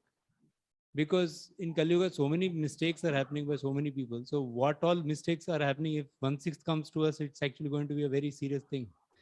So even like in some situations like initiation, when say we are recommending a name, so many responsibilities we have actually. So what level of actually, how do we understand that this is what we are doing? Like if we say, I cannot bear this 1/6, so better don't be leader. That is also not going to work. And if we say that, okay, I will be there on the service of the Lord, and then later on the 1/6 come and because of that, we are damaged in our devotions, that is also not going to work, because finally we can't handle it as a, very small living entity. Where is the balance for the jiva? So of course, now here, as far as the 1/6 is concerned, this is between the king and the citizens. Now, whether we can extrapolate that to all other services, that I've not read anywhere whether this 1/6 karma part is applicable to other services. Now, in the purport, Srila Prabhupada also talks about the responsibility of parents and spiritual masters. He does talk about that, but exactly the 1/6, at least I have not read anywhere in regards to other responsible services. Regarding the king, it is said, but other services I really don't know. As far as the we know for sure that as far as the Diksha Guru is concerned, then definitely he has to accept the sinful reactions. And a nice reference for this is 9.9.5, where Srila Prabhupada explains that the spiritual master definitely has to take the sinful reactions, but if the Lord wants, he can neutralize also. Because ultimately the Lord only, the spiritual master is taking on the sinful reactions on behalf of the Supreme Lord. And as far as Supreme Lord is concerned, aham tvam sarva papebhyo. So he can definitely neutralize all the reactions. But sometimes if the Lord feels that maybe the disciples have to become alert or the spiritual master has to become alert, then some reactions may be taken by the spiritual master also. And the spiritual master may have to go through some tribulations. But that is only for teaching some lesson, especially the disciples. So, but ultimately, of course, the Lord is purifying everyone in the process. So, so therefore, we do the service, and then we have to leave it to the Lord as far as neutralizing reactions is concerned. So even if that is a part of the service, then we leave it to the Lord. Whatever the Lord thinks is best for us, he will definitely do that. That is our faith. Suradam sarvabhutana. So if the Lord feels that I have to take on some reactions, then well, that's for my purification. So I think so if we are in that consciousness, then it doesn't make much difference whether the Lord allows us to go through some tribulations as part of the reaction or not. Ultimately, whatever the Lord does is best for the living entity.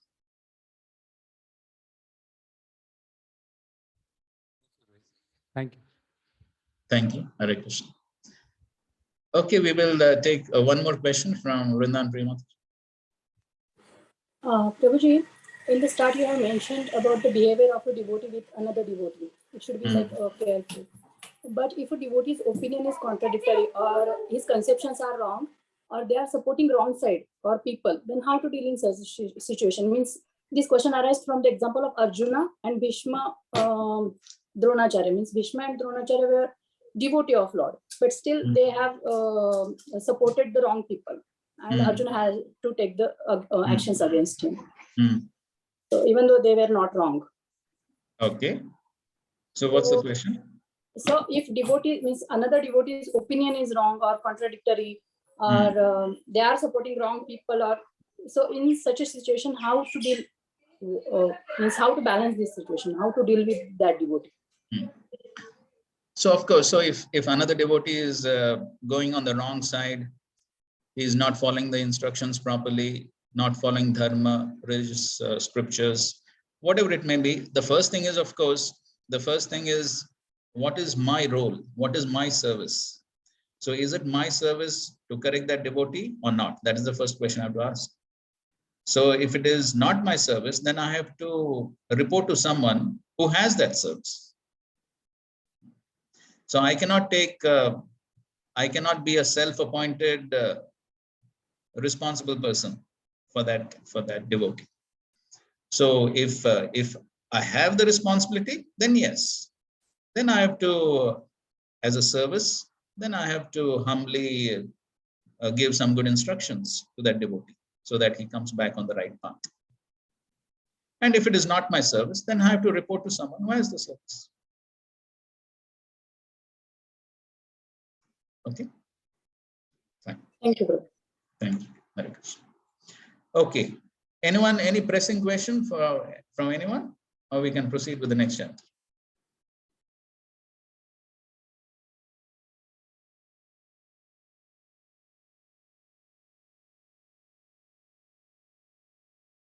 Okay, good. So we're proceeding on with the next chapter, chapter 21, instructions by Maharaj Prithu.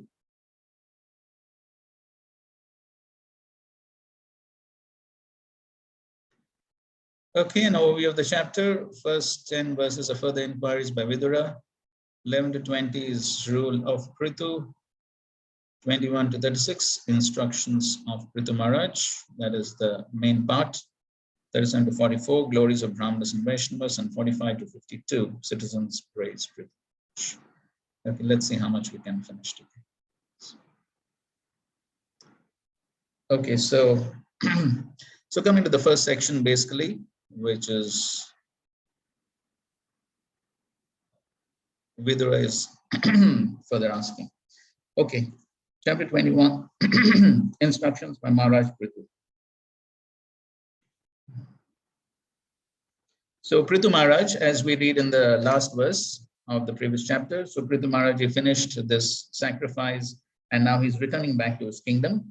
And so what is being described in the initial verses is how the city has been decorated to receive Maharaj Prithu. So, okay, somebody can just read the translations from 1 to 7, or rather 8. The great sage Maitreya told Vidura, when the king entered his city, it was very beautifully decorated to receive him with pearls, flower garlands, beautiful cloth, and golden gates. And the entire city was perfumed with highly fragrant incense. Fragrant water distilled from sandalwood and aguru herb was sprinkled everywhere on the lanes, roads, and small parks throughout the city.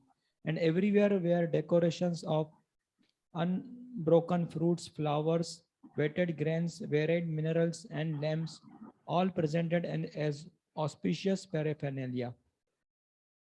At the street crossing, there were bunches of fruits and flowers, as well as pillars of banana trees and betel nuts branches. All this combined decoration everywhere looked very attractive. As the king entered the gate of the city, all the citizens received him with many auspicious articles like lambs, flowers, and yogurts. The king was also received by many beautiful unmarried girls whose bodies were bedecked with various ornaments, especially with earrings which collided with one another. When the king entered the palace, conches and kettle drums were sounded, priests chanted Vedic mantras, and professional reciters offered different prayers. But in spite of all this ceremony to welcome him, the king was not the least bit affected. Both the important citizens and the common citizens welcomed the king very heartily, and he also bestowed upon them their desired blessings. King Prithu was greater than the greatest soul and was therefore worshipable by everyone. He performed many glorious activities in ruling over the surface of the world and was always magnanimous. After, after achieving such great success and a reputation which spread throughout the universe, he at last obtained the lotus feet of the Supreme Personality of Godhead. Okay, so here in text 5, we see an important point. So you see this grand welcoming ceremony for King Prithu as he's entering the city. But here it is mentioned Gatasmaya, without pride. So the king was not at all affected by pride. And as Prabhupada says, the reception given to the king was full of opulence, yet he did not become proud. It is said, therefore, that great personalities of power and opulence never become proud. And the example is given that a tree which is full of fruits and flowers does not stand erect in pride, but instead bends downwards to show submissiveness. This is a sign of the wonderful character of great personalities. So this is the sign of greatness. This is the sign of true knowledge. Vidya Vinaya Sampanne. So one who has true knowledge actually becomes humble because he sees everything in the right perspective. Because first of all, he properly understands, as far as I'm concerned, I'm an insignificant Jivatma, totally insignificant. I have no power to do anything without the grace of the Lord. So he properly understands that. And as far as all the opulence and the reception is concerned, he properly understands that it is all meant for the Supreme Lord. I am simply his representative. Srila Prabhupada very often speaks, as far as the spiritual master is concerned, also so much respect and offerings may be given to the spiritual master. Srila Prabhupada spoke on Vyas Puja offerings. Srila Prabhupada spoke. And he very often gave the example of the viceroy. So the viceroy during the British time, who was the representative of the Queen, would also be given so much of respect, so many gifts and honor and so on. But then the viceroy would not accept anything for himself. All the gifts and everything he would simply give to the Queen of Britain. So similarly, so by being in that consciousness, then one never becomes proud. So one simply understands that I'm simply a representative. And as far as if I'm able to do something, it is not me, it is all simply due to grace. So if one has the proper understanding, then one can always remain humble. So one who is actually in knowledge, he can remain humble. So therefore, the Lord says in the 15th chapter of the Gita, 5th verse, Nirmana moha jitasanga dosha. And so the mana, the pride comes because of moha, because of illusion. In that purport, Srila Prabhupada explains that so one does not understand that I'm simply an insignificant soul being tossed in the waves of the material ocean, like a bubble. At any time, this life can come to an end. So if one simply understands one's totally insignificant position in this world, then there is no question of becoming proud. But it is only due to moha, because of illusion. One is on the bodily concept of life, and then one thinks, misidentifying with the body, then one can think, oh, I have these upadhis, I'm this one, I'm that one, and then one becomes proud.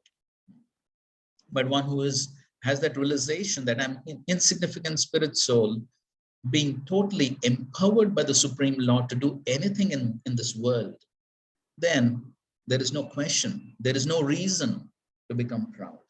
And then one automatically becomes humble, one becomes submissive. Then on that platform, it becomes very easy to follow instructions as it is, and then progress on the devotional path becomes much more smooth. So that's an important point. The other point in the next verse, Prabhupada is writing that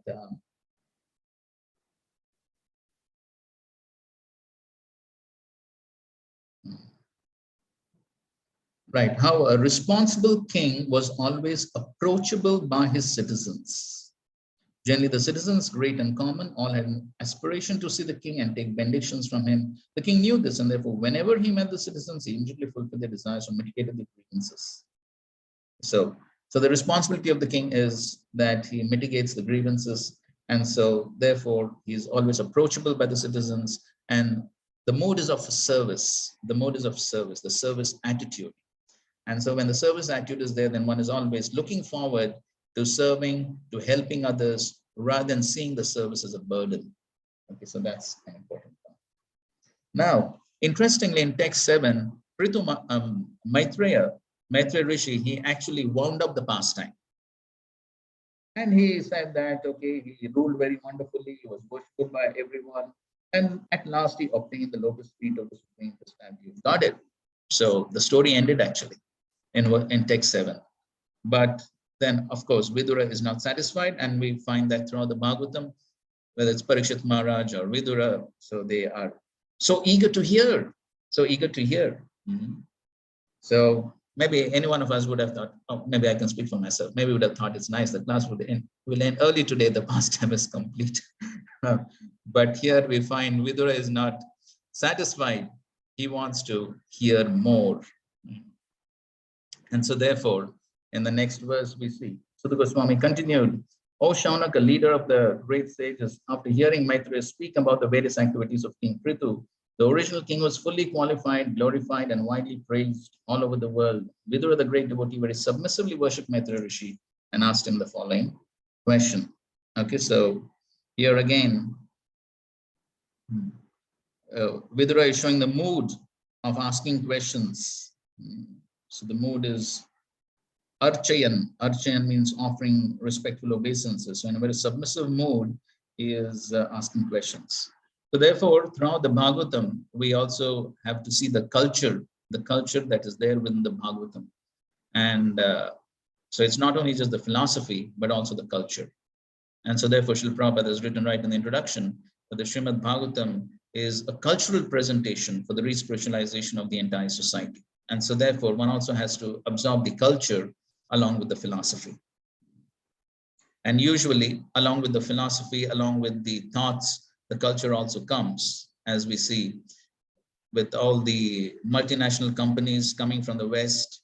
Then they also brought their thought process and their culture, and everything has come along with that. So here in the Bhagavatam, along with the philosophy, we also have to imbibe the culture that the great personalities within the Bhagavatam have reflected. So Vidura said, "My dear Brahman Maitreya, it is very enlightening to understand that King Prithu was enthroned by the great sages and Brahmanas. All the demigods presented him with innumerable gifts, and he also expanded his influence upon personally receiving strength from Lord Vishnu. Thus he greatly developed the earth." Text 10. Prithu Maharaj was so great in his activities and magnanimous in his method of ruling that all the kings and demigods on the various planets still follow in his footsteps. Who is there who will not try to hear about his glorious activities? I wish to hear more and more about Prithu Maharaj because his activities are so pious and auspicious. Okay, so here we find Vidura is eager to hear more and more, and that is the reason why Maitreya Rishi then further expands on Prithu Maharaj's life. Okay, so now from text 11 onwards, now Maitreya Rishi is speaking, and now again for the till verse number 20, this is describing Maharaj Prithu, his rule, and how he's about to perform a sacrifice. So this is being described. So somebody can again just read the translations from 11 to 20. The great saintly sage Maitreya told Vidura, "My dear Vidura, King Prithu lived in the tract of land between the two great rivers, Ganges and Yamuna. Because he was very opulent, it appeared that he was enjoying his destined fortune in order to diminish the results of his past pious activities. Maharaj Prithu was an unrivaled king and possessed the scepter for ruling all the 7 islands on the surface of the globe. No one could disobey his irrevocable orders but the saintly persons, the Brahmanas, and the descendants of the Supreme Personality of Godhead, the Vaishnavas. Once upon a time, King Prithu initiated the performance of a very great sacrifice in which great saintly sages, Brahmanas, demigods from higher planetary systems and great saintly kings known as Rajarishis all assembled together. In that great assembly, Maharaj Prithu first of all worshipped all the respectable visitors according to their respective positions. After this, he stood up in the midst of the assembly, and it appeared that the full moon had arisen amongst the stars. King Prithu's body was tall and sturdy, and his complexion was fair. His arms were full and broad, and his eyes as bright as the rising sun. His nose was straight, his face very beautiful, and his personality grave. His teeth were set beautifully in his smiling face. The chest of Maharaj Prithu was very broad, his waist was very thick, and his abdomen, wrinkled by lines of skin, resembled in construction a leaf of a banyan tree. His navel was coiled and deep, his thighs were of a golden hue, and his instep was arched. The black, slick hair on his head was very fine and curly, and his neck, like a conch shell, was decorated with auspicious lines. He wore a very valuable dhoti, and there was a nice wrapper on the upper part of his body. As Maharaj Prithu was being initiated to perform the sacrifice, he had to leave aside his valuable dress, and therefore his natural bodily beauty was visible. It was very pleasing to see him put on a black deer skin and wear a ring of kusa grass on his finger, for this increased the natural beauty of his body. It appears that Maharaj Prithu observed all the regulative principles before he performed the sacrifice.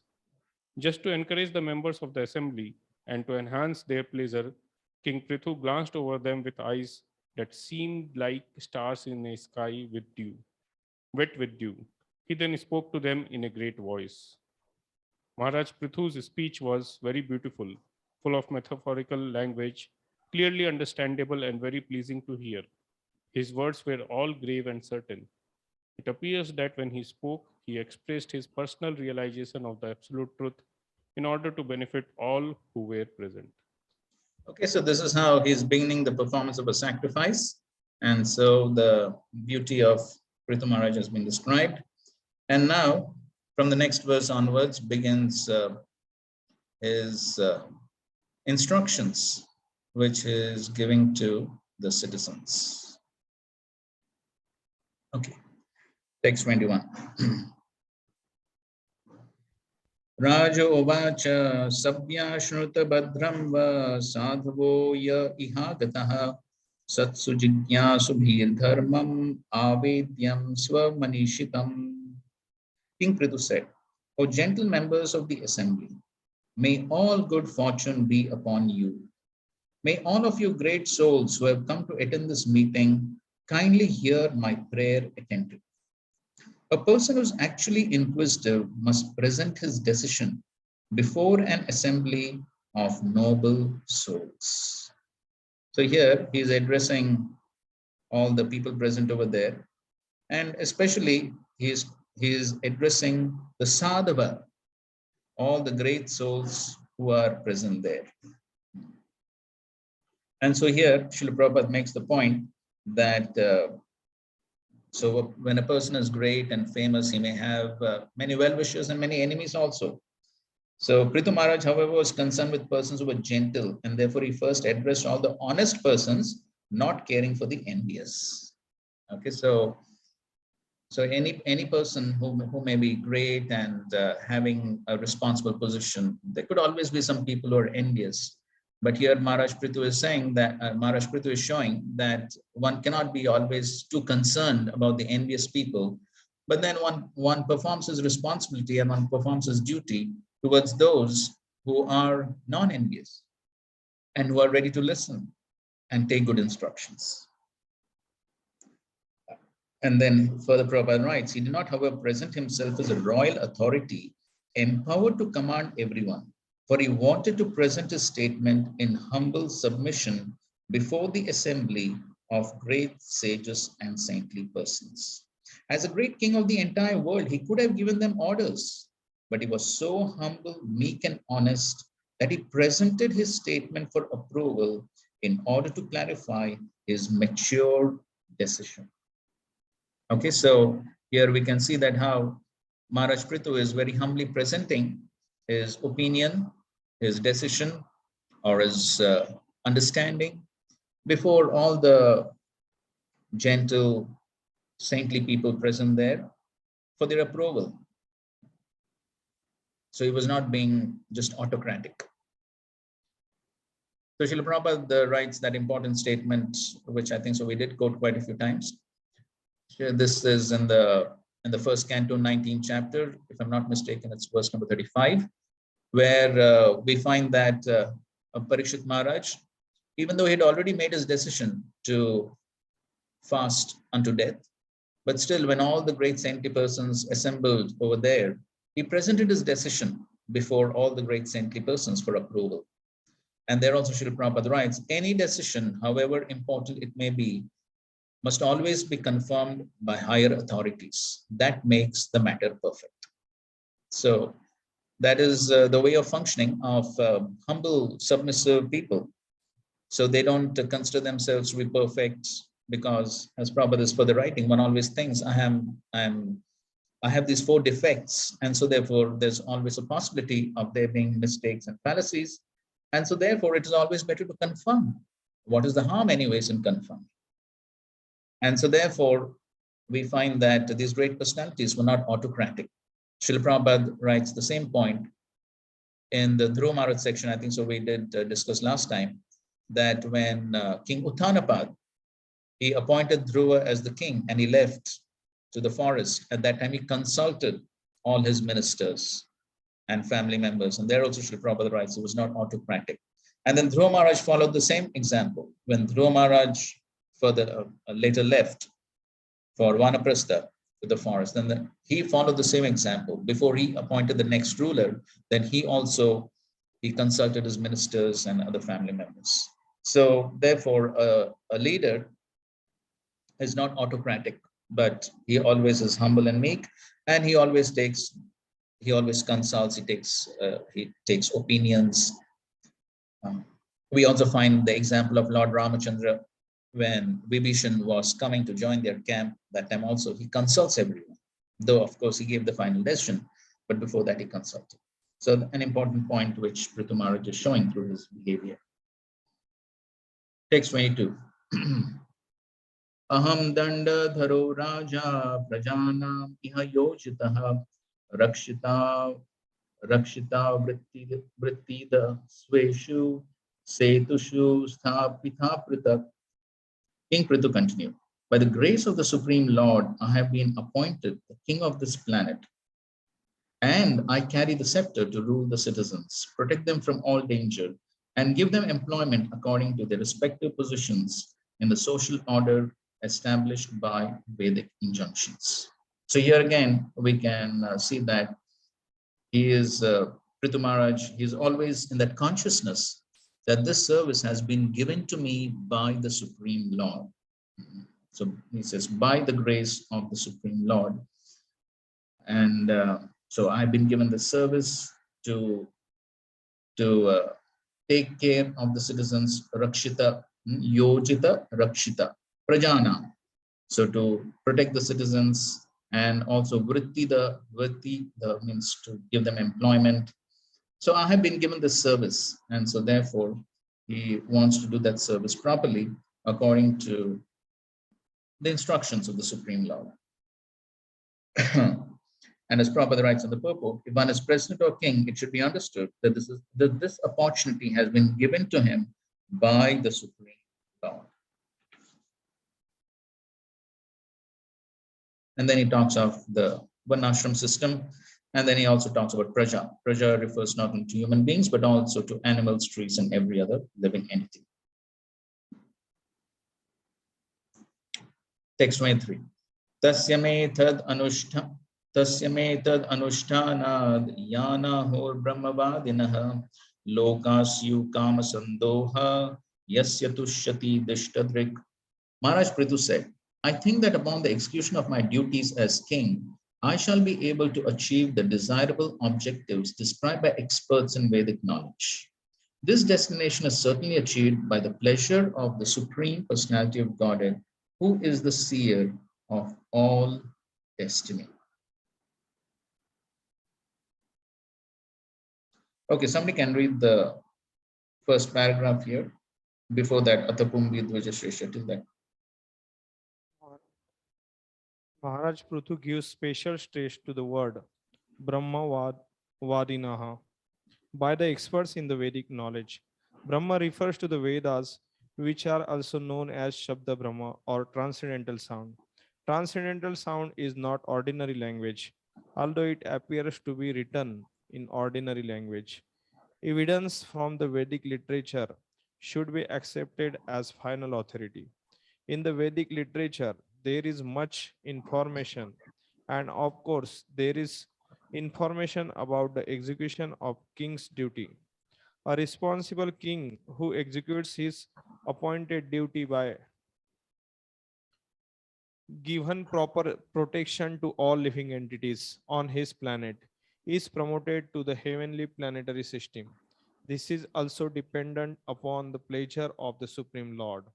It is not that if one executes his duty properly, he is automatically promoted.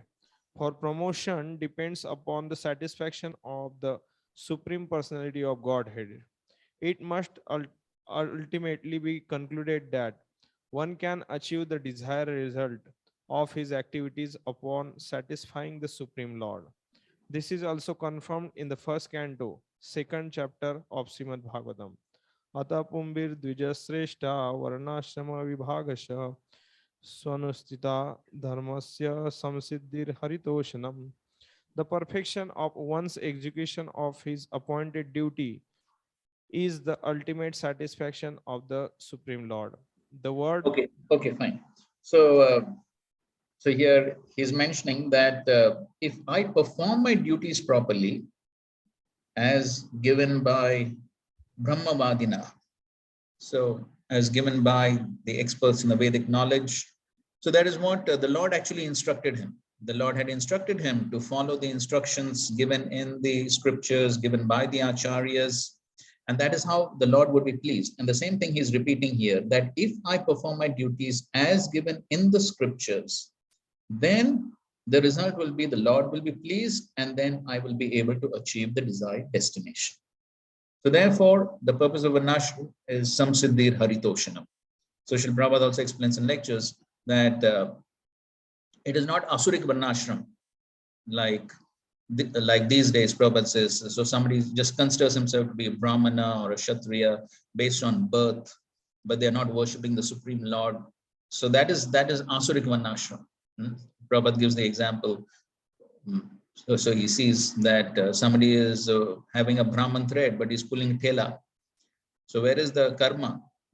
There is no guna, there is no karma. Only by birth somebody is claiming to be a Brahmana. So that is Asurik Varnashram. But Deva Varnashram means that one is performing one's duties, one has guna, karma, and ultimately one is performing the duties to please the Supreme Lord. Then one can achieve the desired destination. Now in the next verse, he talks about what if the king does not perform his duty. Ya uddharet karam raja praja dharmeshu ashikshayan prajanam shamalam bhunte bhagam cha swam jahati saha.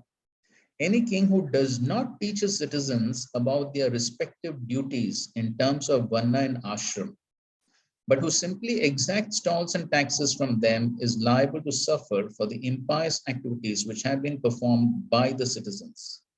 In addition to such degradation, the king also loses his own fortune. Of course, these points are similar to what the Lord has instructed him, and he's simply repeating these instructions. So he received the instructions from the Lord, and now he's repeating the instructions to the citizens to educate them. Okay, so that's how he's teaching his citizens.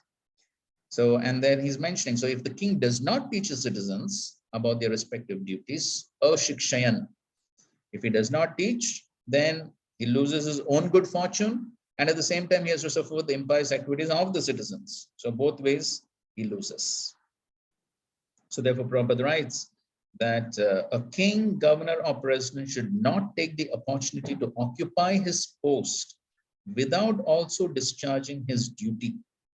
He must teach the people within the state how to observe the divisions of varna and ashram. If he neglects to give such instructions and is simply satisfied with levying taxes, then those who share in the collection, okay, important point. So not only just the king, but those who share in the collection, namely all the government servants and the head of the state, are liable to share in the impious activities of the general masses.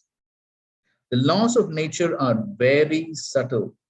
And then Prabhupada gives an example. For example, if one eats in a place which is very sinful, he shares in the resultant reaction of the sinful activities performed there. It is a Vedic system, therefore, for a householder to call Brahmanas and Vaishnavas to eat at ceremonial performances in his house, because the Brahmanas and Vaishnavas can immunize him from sinful activities.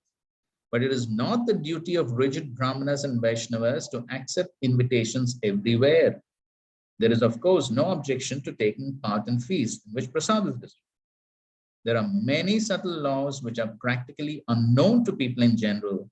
The Krishna consciousness movement is very scientifically distributing all this Vedic knowledge for the benefit of the people of the world. So that is how all the laws are very subtle, and they will definitely act. They will definitely act. Speaking about how the laws of nature are very stringent, Srila Prabhupada very often gives these two examples. One example is how the bull is pulled by the rope going through the nose. So when the farmer pulls the rope, then the bull has to turn in that particular direction. So that is there. This example is given very often even in the Bhagavatam. So that's how one just cannot avoid facing the stringent laws of material nature. And in that connection, Srila Prabhupada would also very often give the example of Vidura and why Yamraj had to become Vidura. We know the story of Manduka Muni. So how Manduka Muni, he was being punished because of just having pierced an ant through the rectum with a grass or some needle or something. But still he had to face the reaction. That's how the laws of nature are so stringent.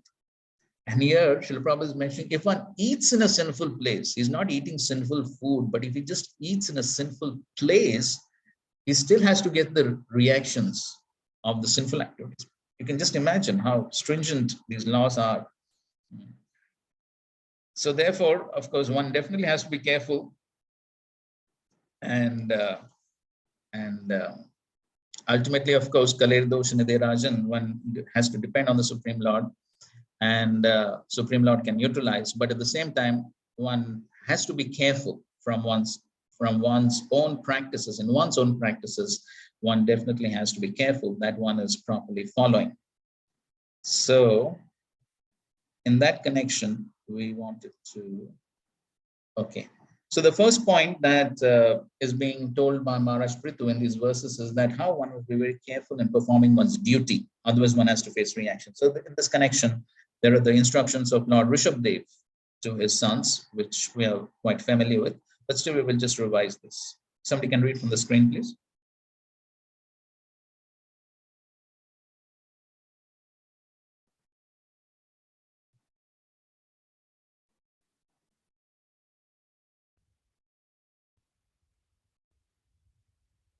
If one is serious about going back home, back to Godhead, he must consider the mercy of the Supreme Personality of Godhead, the summum bonum and chief aim of life. If he is a father instructing his sons, a spiritual master instructing his disciples, or a king instructing his citizens, he must instruct them as I have advised. Without being angry, he should continue giving instructions even if his disciple, son, or citizen is sometimes unable to follow his order. Ignorant people who engage in pious and impious activities should be engaged in devotional service by all means. They should always avoid fruitive activity. If one puts into the bondage of karmic activity his disciple, son, or citizen who is bereft of transcendental vision, how will one profit? It is like leading a blind man to a dark well and causing him to fall in. Okay, so you find the scriptures are always emphasizing on performing one's own duty and dharma. So if one is in a responsible position, then his duty is to instruct, to give good instructions. And so sometimes the subordinate may not be able to follow, but even though he is not able to follow, without being angry, he should continue to give instructions because that is the duty. So duty always needs to be performed. Duty can never be given up. That is the important theme throughout the Bhagavad Gita. And so therefore, the instructions always need to be given. So if one has that service, then one has to continue to give instructions. Sometimes the dependent may follow, sometimes may not follow. But if my duty is to give instructions, then I should continue to give instructions and help these subordinates to come out of the bondage of karmic activity. So one cannot say that, okay, I will stop giving instructions, let him fall into the ditch. I don't care. No, that's not what the Shastra is saying. Shastra is saying your duty is to continue to give instructions. If that's your duty, that's your responsibility. And of course, we know this famous verse. Guru nasasyat, svajano nasasyat, pita nasasyat, janini nasasyat, devam natasyan, napatischa sasyan, na mochayetya samupeta mrityam. One who cannot deliver his dependence from the path of repeated birth and death should never become a spiritual master, a relative, a father, a husband, a mother, or a worshipful demigods. Okay, somebody can read the purports. It's a nice purport. Prabhupada is giving some good examples. The word Sadokshaja Diya meaning? No. You read from the screen. Purport. We have many instances in history illustrating Rishabdev's instructions. Sukracharya was rejected by Bali Maharaj due to his inability to save Bali Maharaj from the path of repeated birth and death. Sukracharya was not a pure devotee. He was more or less inclined to fruitive activity, and he objected when Bali Maharaj promised to give everything to Lord Vishnu. Continue, please. Similarly, the wives of the Brahmanas who were performing sacrifices gave up their relatives just to satisfy Krishna. This is an example of a wife rejecting a husband who cannot deliver her from the impending dangers of birth and death. Similarly, Prahlad Maharaj rejected his father, and Bharat Maharaj rejected his mother, Janani na sasyat. The word Devam indicates a demigod or one who accepts worship from a dependent.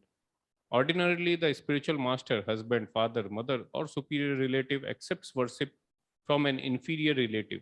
But here, Rishabdev forbids this. First, the father, spiritual master, or husband must be able to release the dependent from repeated birth and death. If he cannot do this, he plunges himself into the ocean of reproachment for his unlawful activities. Everyone should be very responsible and take charge of his dependents, just as a spiritual master takes charge of his disciple or a father takes charge of his son. All these responsibilities cannot be discharged honestly unless one can save the dependent from repeated birth and death. Okay, so the responsibility has to be taken, and taking responsibility means to give good instructions and helping the dependents. Of course, the free will of the jiva is always there, and he can always misuse the free will. But if it is one's responsibility to help the dependents, then one should take seriously that responsibility. That is the point.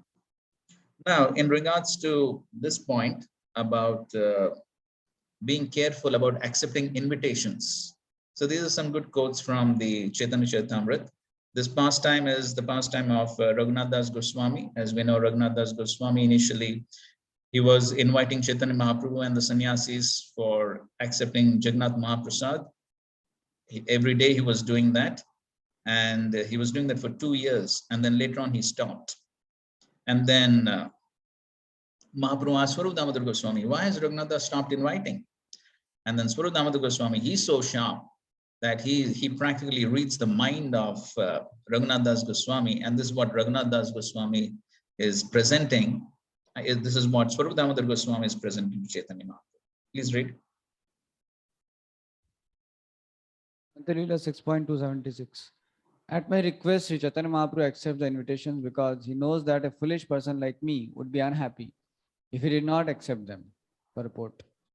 Srila Bhakti Siddhanta Saraswati Thakur says that people who are advanced in learning but attached to material enjoyment, who are puffed up by material possessions, by birth in an elevated aristocratic family or by education, may offer show bottle devotional service to a deity and also offer prasadam to Vaishnavas. Because of their ignorance, however, they cannot understand that since their minds are materially polluted, neither the Supreme Personality of Godhead, Lord Krishna, nor the Vaishnavas accept their offerings. If one accepts money from such materialistic persons to offer food to the deity and Vaishnavas, a pure Vaishnava does not accept it. This causes unhappiness for the materialists because they are fully absorbed in the bodily conception of life. Therefore, they sometimes turn against the Vaishnavas. Okay, so this one. We know this famous verse. Vishera anna kaila malina hoiman malina man hoile nahi Krishna smaran. Read. When one eats food offered by a materialistic man, one's mind becomes contaminated. And when the mind is contaminated, one is unable to think of Krishna properly. Purport. Srila Bhakti Siddhanta Thakur suggests that people who are materialistic inclined and sahajiyas, or so-called Vaishnavas, who take everything very casually, are both Vishayis or materialists. Eating food offered by them causes contamination. And as a result of such contamination, even a serious devotee becomes like a materialistic man. There are 6 kinds of association: giving charity, accepting food, offering food, talking confidentially, and inquiring confidentially. One should very carefully avoid associating with both the Sahajiyas, or sometimes known as Vaishnavas, and the non-Vaishnavas or Avaishnavas. Their association changes the transcendental devotional service of Lord Krishna into sense gratification. And when sense gratification enters the mind of a devotee, he is contaminated. The materialistic person who aspires after sense gratification cannot properly think of Krishna. Okay, so here Srila Prabhupada is quoting Bhaktivinoda Thakur and giving us some warnings that how one should be careful about from whom one is whom one is associating with, from whom one is accepting foods. So all this one has to be careful, and because otherwise there's going to be contamination, and then as Prabhupada says, even a serious devotee becomes like a materialistic man. So therefore one always has to be careful. We know in the past times of Srila Prabhupada, there was that well-known incident of how Srila Prabhupada and his disciples had gone to a life member's place, and then they had some food which was offered by the devotees, and they had the prasad. But then the next morning, Srila Prabhupada found that no devotees were present for Mangalarti. Srila Prabhupada asked Shrutikirti Prabhu, where are the devotees? So he goes and sees, and then he reports that they're all sleeping. And then Srila Prabhupada immediately tells, pack up, we're leaving. Shrutikirti Prabhu says, no, but Srila Prabhupada, we had told the host we're going to stay for 2-3 days. Prabhupada said, tell him we have some other engagements now, some other plans. So they immediately left. And then Srila Prabhupada, he remarked that the reason is because we have accepted food at this place. So because they were not proper devotees. So in any case, there have been instances like that. So one needs to be careful. One needs to be careful what one is eating. Sometimes one does not take these things very seriously, but note that statement, Prabhupada is writing out, but this serious devotee becomes like a materialistic man, even a serious devotee. So one definitely has to be careful. Sometimes even amongst devotees, one may not be very careful. Sometimes one may think that, oh, okay, some things available in the stores, in the market, they're vegetarian things, some potato chips, this, that, it's all right. So one needs to be careful, unless it's an emergency, one needs to be careful. Otherwise, one is definitely going to be affected by the mentality. And so, one more verse. Vishayira annahoya rajasa nimantrana data bhokta duhara madinahoy man. Please read. When one accepts an invitation from a person contaminated by the material mode of passion, the person who offers the food and the person who accepts it are both mentally contaminated. Purport. Srila Bhaktivinoda Thakur says that there are 3 varieties of invitations: those in the mode of goodness, those in passion, and those in ignorance. An invitation accepted from a pure devotee is in the mode of goodness. And invitation accepted from a person who is pious but materially attached is in the mode of passion. And an invitation accepted from a person who is materially very sinful is in the mode of ignorance. Okay, so 3 types of invitations based on the modes. So therefore one has to be careful from whom one is accepting invitation. Otherwise that is going to affect one's consciousness. So, and Prabhupada is making the point that so everyone has to be responsible. Has to be responsible for his own life, and has to be responsible for the performance of his own duties. And because everything has a reaction. So one has to be very careful. One has to be aware of all these things, and one has to be careful. Would you question? Okay, and whenever we talk of something in regards to prasadam, there has to be some question.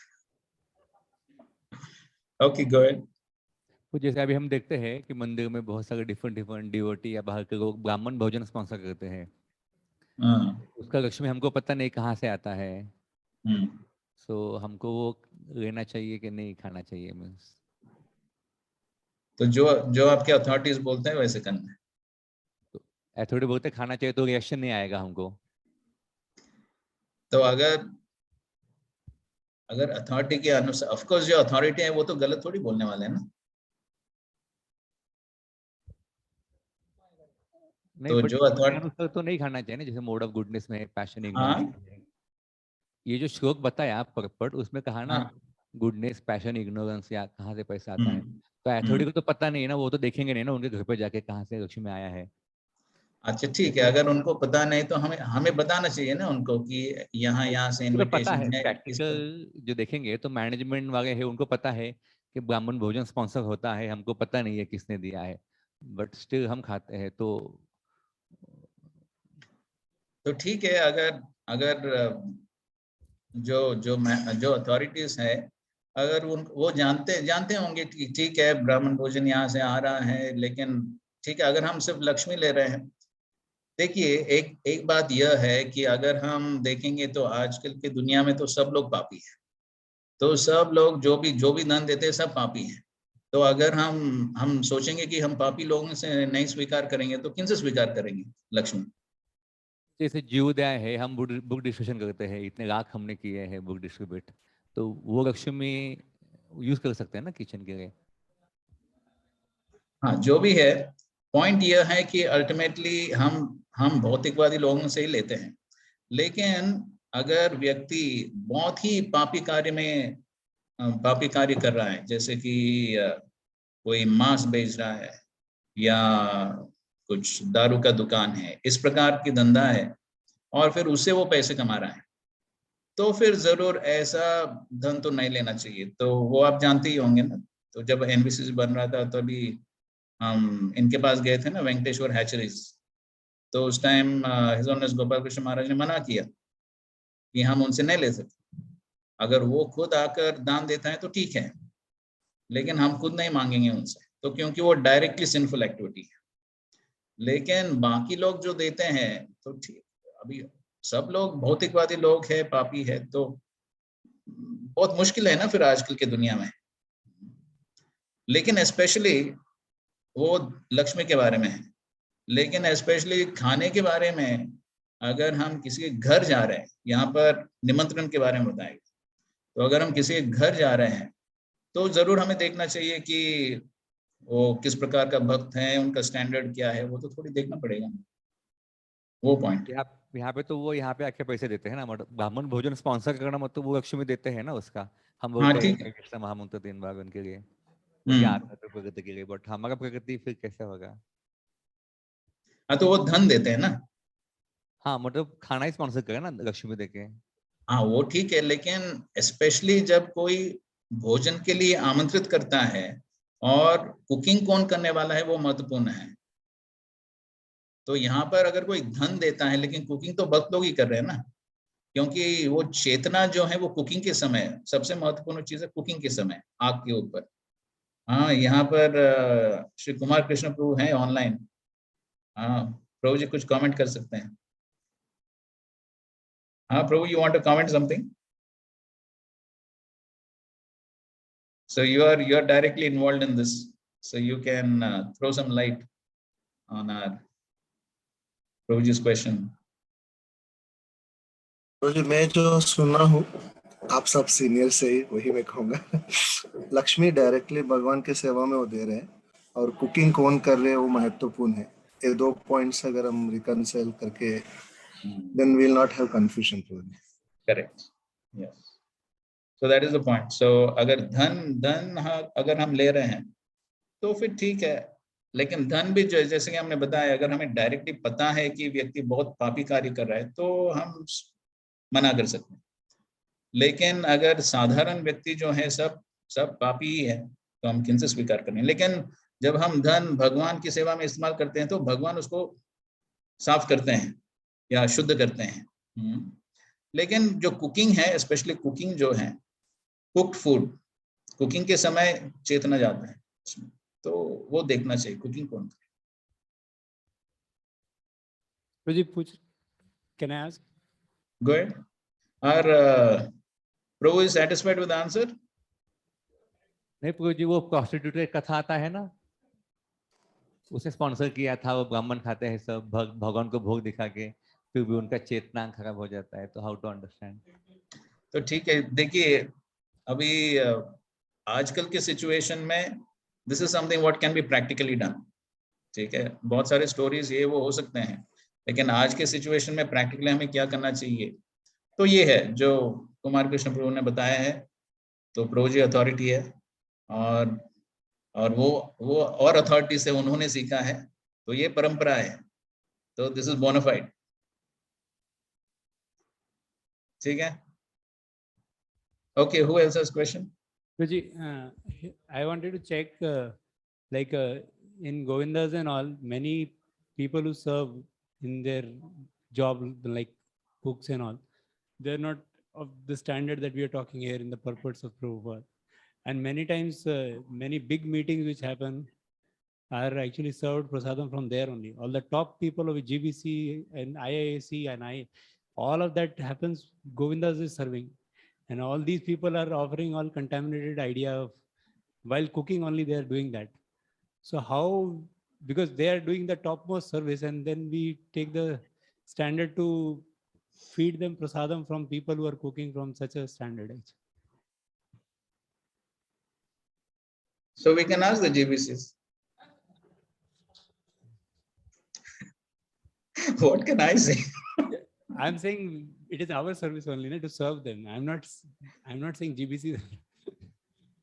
So of course, now if somebody is able to have, sometimes they do that also. No? So if it's possible for actual devotees, congregation devotees to come together to cook and serve the devotees, I mean, it was fine. So, but I think so. What is being done is again what is practically possible, and ultimately, of course, even these various Govindas restaurants.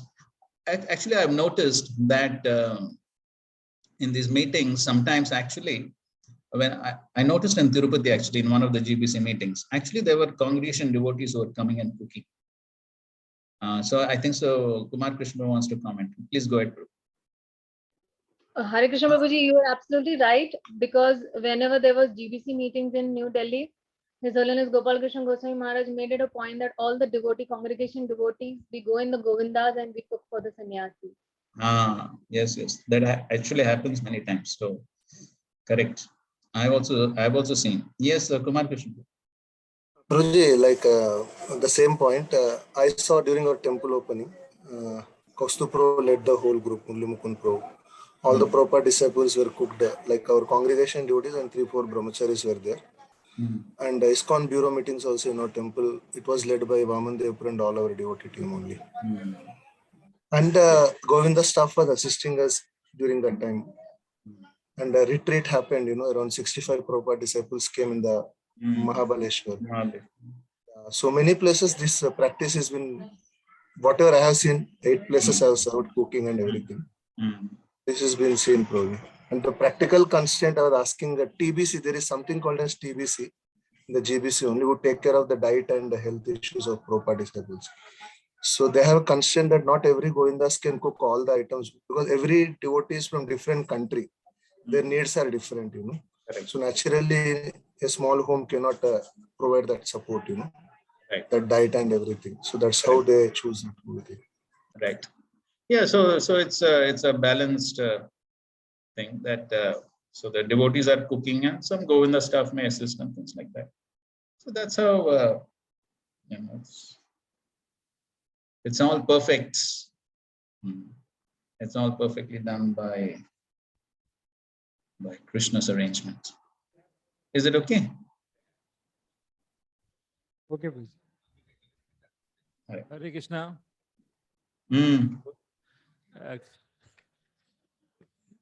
Continuing on the same topic about the Govindas and kitchen. Oh, Anand Prabhu, Hare Krishna. Hare Krishna. Okay, that will be the last question on the topic. Hare Krishna. So there is no clear-cut guideline when to eat and from whose hand we have to eat. Like the same Govinda cook is cooking in a Govindas, it is not allowed to eat from that person. And when that person comes to the kitchen and he is making something, it is allowed. What exactly the difference is there? The same person, the same atom, he is making inside the kitchen, it is allowed. The same person who is making it there in a Govindas, it is not allowed. So what is there, the differences? Okay, so see, my personal understanding is whatever, see, as far as, see, if I'm at the receiving end, so if I'm at the receiving end and I'm supposed to honor prasadam, so best is whatever inspires you, you do that. So if you have some reservations, if you have some you feel uncomfortable about something, okay, fine. No, nobody's forcing you, isn't it? Nobody's forcing one to eat this, not eat that. So however one is inspired, one can do according. And the other point is, if the authorities, whoever are the authorities, if they are allowing something and they are taking responsibility, then as subordinates, I would consider that to be safe. But at the same time, individual choice is always there. That is my understanding. All right. Okay. Anand Prabhu, is that okay? If you want further discussion on that, maybe we can have a discussion later on. But as for now, I hope that that sort of balances the thing. Okay, fine. Let us go ahead now. So we are talking about the king performing his duty. What is the result? Not performing his duty. What is the result? 25. Prithu Maharaj continued. Therefore, my dear citizens, for the welfare of your king after his death, you should execute your duties properly in terms of your positions of Varna and Ashram, and should always think of the Supreme Personality of Godhead within your hearts. By doing so, you will protect your own interests and you will bestow mercy upon your king for his welfare after death. So Prithu Maharaj is saying, he is requesting the citizens, please perform your duty properly, because if you perform your duty, not only you will get the benefit, but I will also get the benefit of you performing your duty. So not only he's telling them to perform his Varnashram duties, but he's also telling them to think of the Supreme Personality of Godhead within the hearts. So because without that, the Varnashram duties will not be. Okay. So as Prabhupada writes, the king and the citizens should both be Krishna. The sound is not coming clearly. So little close. Okay, let me change my position a little bit. The king and the citizens, is it clear now? Yes, Prabhuji. Okay. The king and citizens should both be Krishna conscious. Otherwise, both of them will be doomed to lower species of life after death. So a responsible government must teach Krishna consciousness very vigorously for the benefit of all.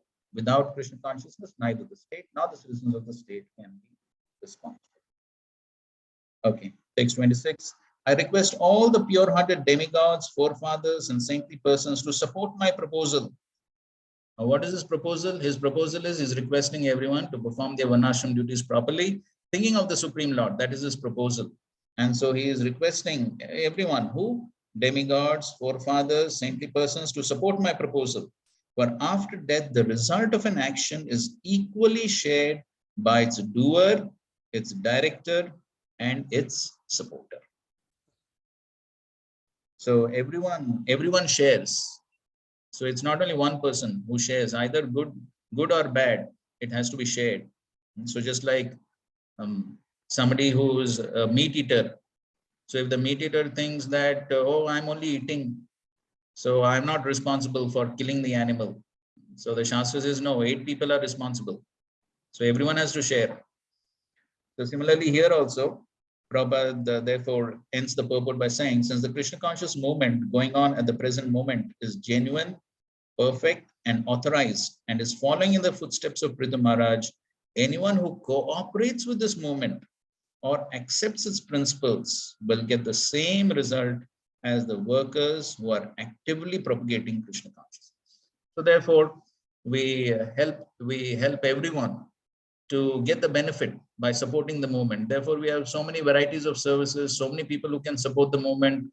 So we have well-wishers and life patron members and so many people. Some way they can engage in some service and support the movement, then they all get the benefit. And therefore, Srila Prabhupada was always trying to engage as many people as possible in the movement, because then everyone gets the benefit of even supporting. Text 27. My dear respectable ladies and gentlemen, according to the authoritative statements of Shastra, there must be a supreme authority who is able to award the respective benefits of our present activities. Otherwise, why should there be persons who are unusually beautiful and powerful, both in this life and in the life after death? So now, because in the previous verses, he said that one must perform Varnashram duties, but at the same time, one must worship the Supreme Lord. So then somebody may ask a question, why? Why should I worship the Supreme Lord? So now here he's answering that question. He's saying there must be a supreme authority who is giving the benefits, who is giving the results of the activities. Otherwise, why we find these differences? Somebody is born rich, somebody is born beautiful, somebody is born educated. So all these intelligent, so all these differences are there because there is someone who's awarding the results of one's own activities. And so Srila Prabhupada is going into a detailed purport and explanation of preaching application purports to establish that there is the Supreme Lord who is giving the results of one's activities. So therefore we find Prabhupada is giving quite an elaborate purport to this, to establish the presence of the Supreme Personality of Godhead. That is the theme of the entire purport. Now we will just read some important points from the purport.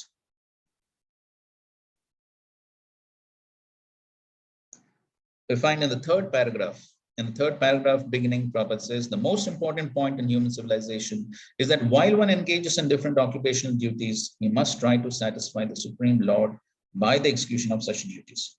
Samsiddhir Haritoshna. So that is definitely very important. Giving the example of Arjuna. And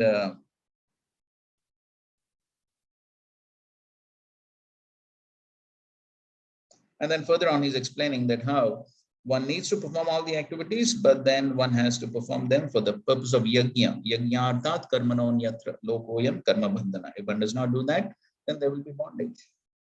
So, and then further down, in order to regulate the activities of living entities, God has given us codes, just as a king gives codes of law in a state, and whoever breaks the law is punished. Similarly, the Lord has given the infallible knowledge of the Vedas, which are not contaminated with the 4 defects of human life.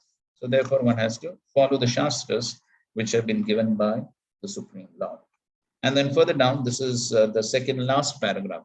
In the second last paragraph, so all these paragraphs, Prabhupada is basically establishing the presence of the Supreme Lord, how one is to satisfy the Supreme Lord, and how the Lord is free from the 4 defects, therefore the Shastras are free from the 4 defects. And then in the second last paragraph, he says, the different varieties of life and of material existence don't come about by chance and necessity. They're different arrangements made by the Supreme Lord in terms of the pious and impious activities of the living entities. By performing pious activities, one can take birth in a good family, in a good nation, one can get a beautiful body, or one can become very well educated or very rich. We see therefore that in different places and different planets, there are different standards of life, bodily features, educational status, all awarded by the Supreme Personality of Godhead according to pious or impious activities. Varieties of life therefore develop not by chance, but by pre-arrangements. So therefore everything is pre-arranged, everything is a plan, and nothing is happening by chance. Prabhupada gives the example, which we do quote many times, that how there are people on the footpath. He gives his own experience. 50 years back, there were people on the footpath in Bombay, and now also there are people on the footpath. Why? Because they're destined. Even though government may make so many efforts to help them, even though there are social welfare organizations, philanthropists, Darid Narayan Seva, this, that, so many things may be there, but there's still people on the footpath. Why? Destiny. Can't avoid it. And then Prabhupada also gives the other example that even Prabhupada says, I thought there are people on the footpath only in India, but when I went to America, I saw there are people on footpath. And then they're coming from actually rich families, respectable families, but still they're on the footpath. They're in the parks. Why? Destiny. Can't avoid. So that's how everything is destined, and one cannot change the material situation.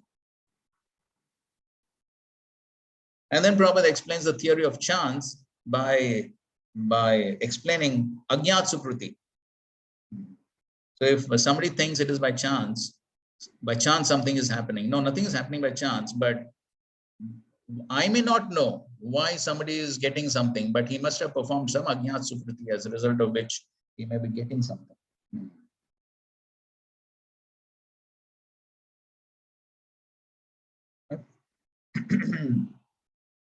And so in the previous verse, Prithu Maharaj is saying that how there is the Supreme Lord who's awarding all these different things to the people. And now in the next verse, he confirms this, that this is confirmed not only by evidence of Vedas, but also by the personal behavior of great personalities like Manu, Uttanapad, Dhruva, Priyavrat, and my grandfather Anga, as well as by many other great personalities and ordinary living entities exemplified by Maharaj Prahlad and Bali, all of whom are theists, believing in the existence of the Supreme Personality of Godhead who carries up love. So the presence of the Supreme Lord has been confirmed by all these great personalities. And not only that I'm saying it. So Prithu Maharaj is substantiating what he's saying on the basis of Guru Sadhu Shastra. That's what Prabhupada writes in the purport. Narottam Das Thakur states that one has to ascertain the right path for his activities by following in the footsteps of great saintly persons and books of knowledge under the guidance of spiritual masters. Sadhu, Shastra, Guru, Vakya. Okay, we'll end with text 30 for today. Although abominable persons like my father Vena, the grandson of death personified, are bewildered on the path of religion, all the great personalities like those mentioned agree that in this world, the only bestower of the benedictions of religion, economic development, sense gratification, liberation, or elevation to the heavenly planets is the Supreme Personality of Godhead. So he's saying that even though personalities, atheistic personalities like Vena, they may not agree to the presence of the Supreme Lord, but so many personalities agree. And so, of course, people like Vena will, their destination will be the same place where now why Vena was demoniac? Because he's born from a mother who is the daughter of death personified. So therefore, Vena may go to that same place, the place of death personified, but he's saying that all these great personalities, they accept that there is Supreme Lord, and so therefore one has to accept that.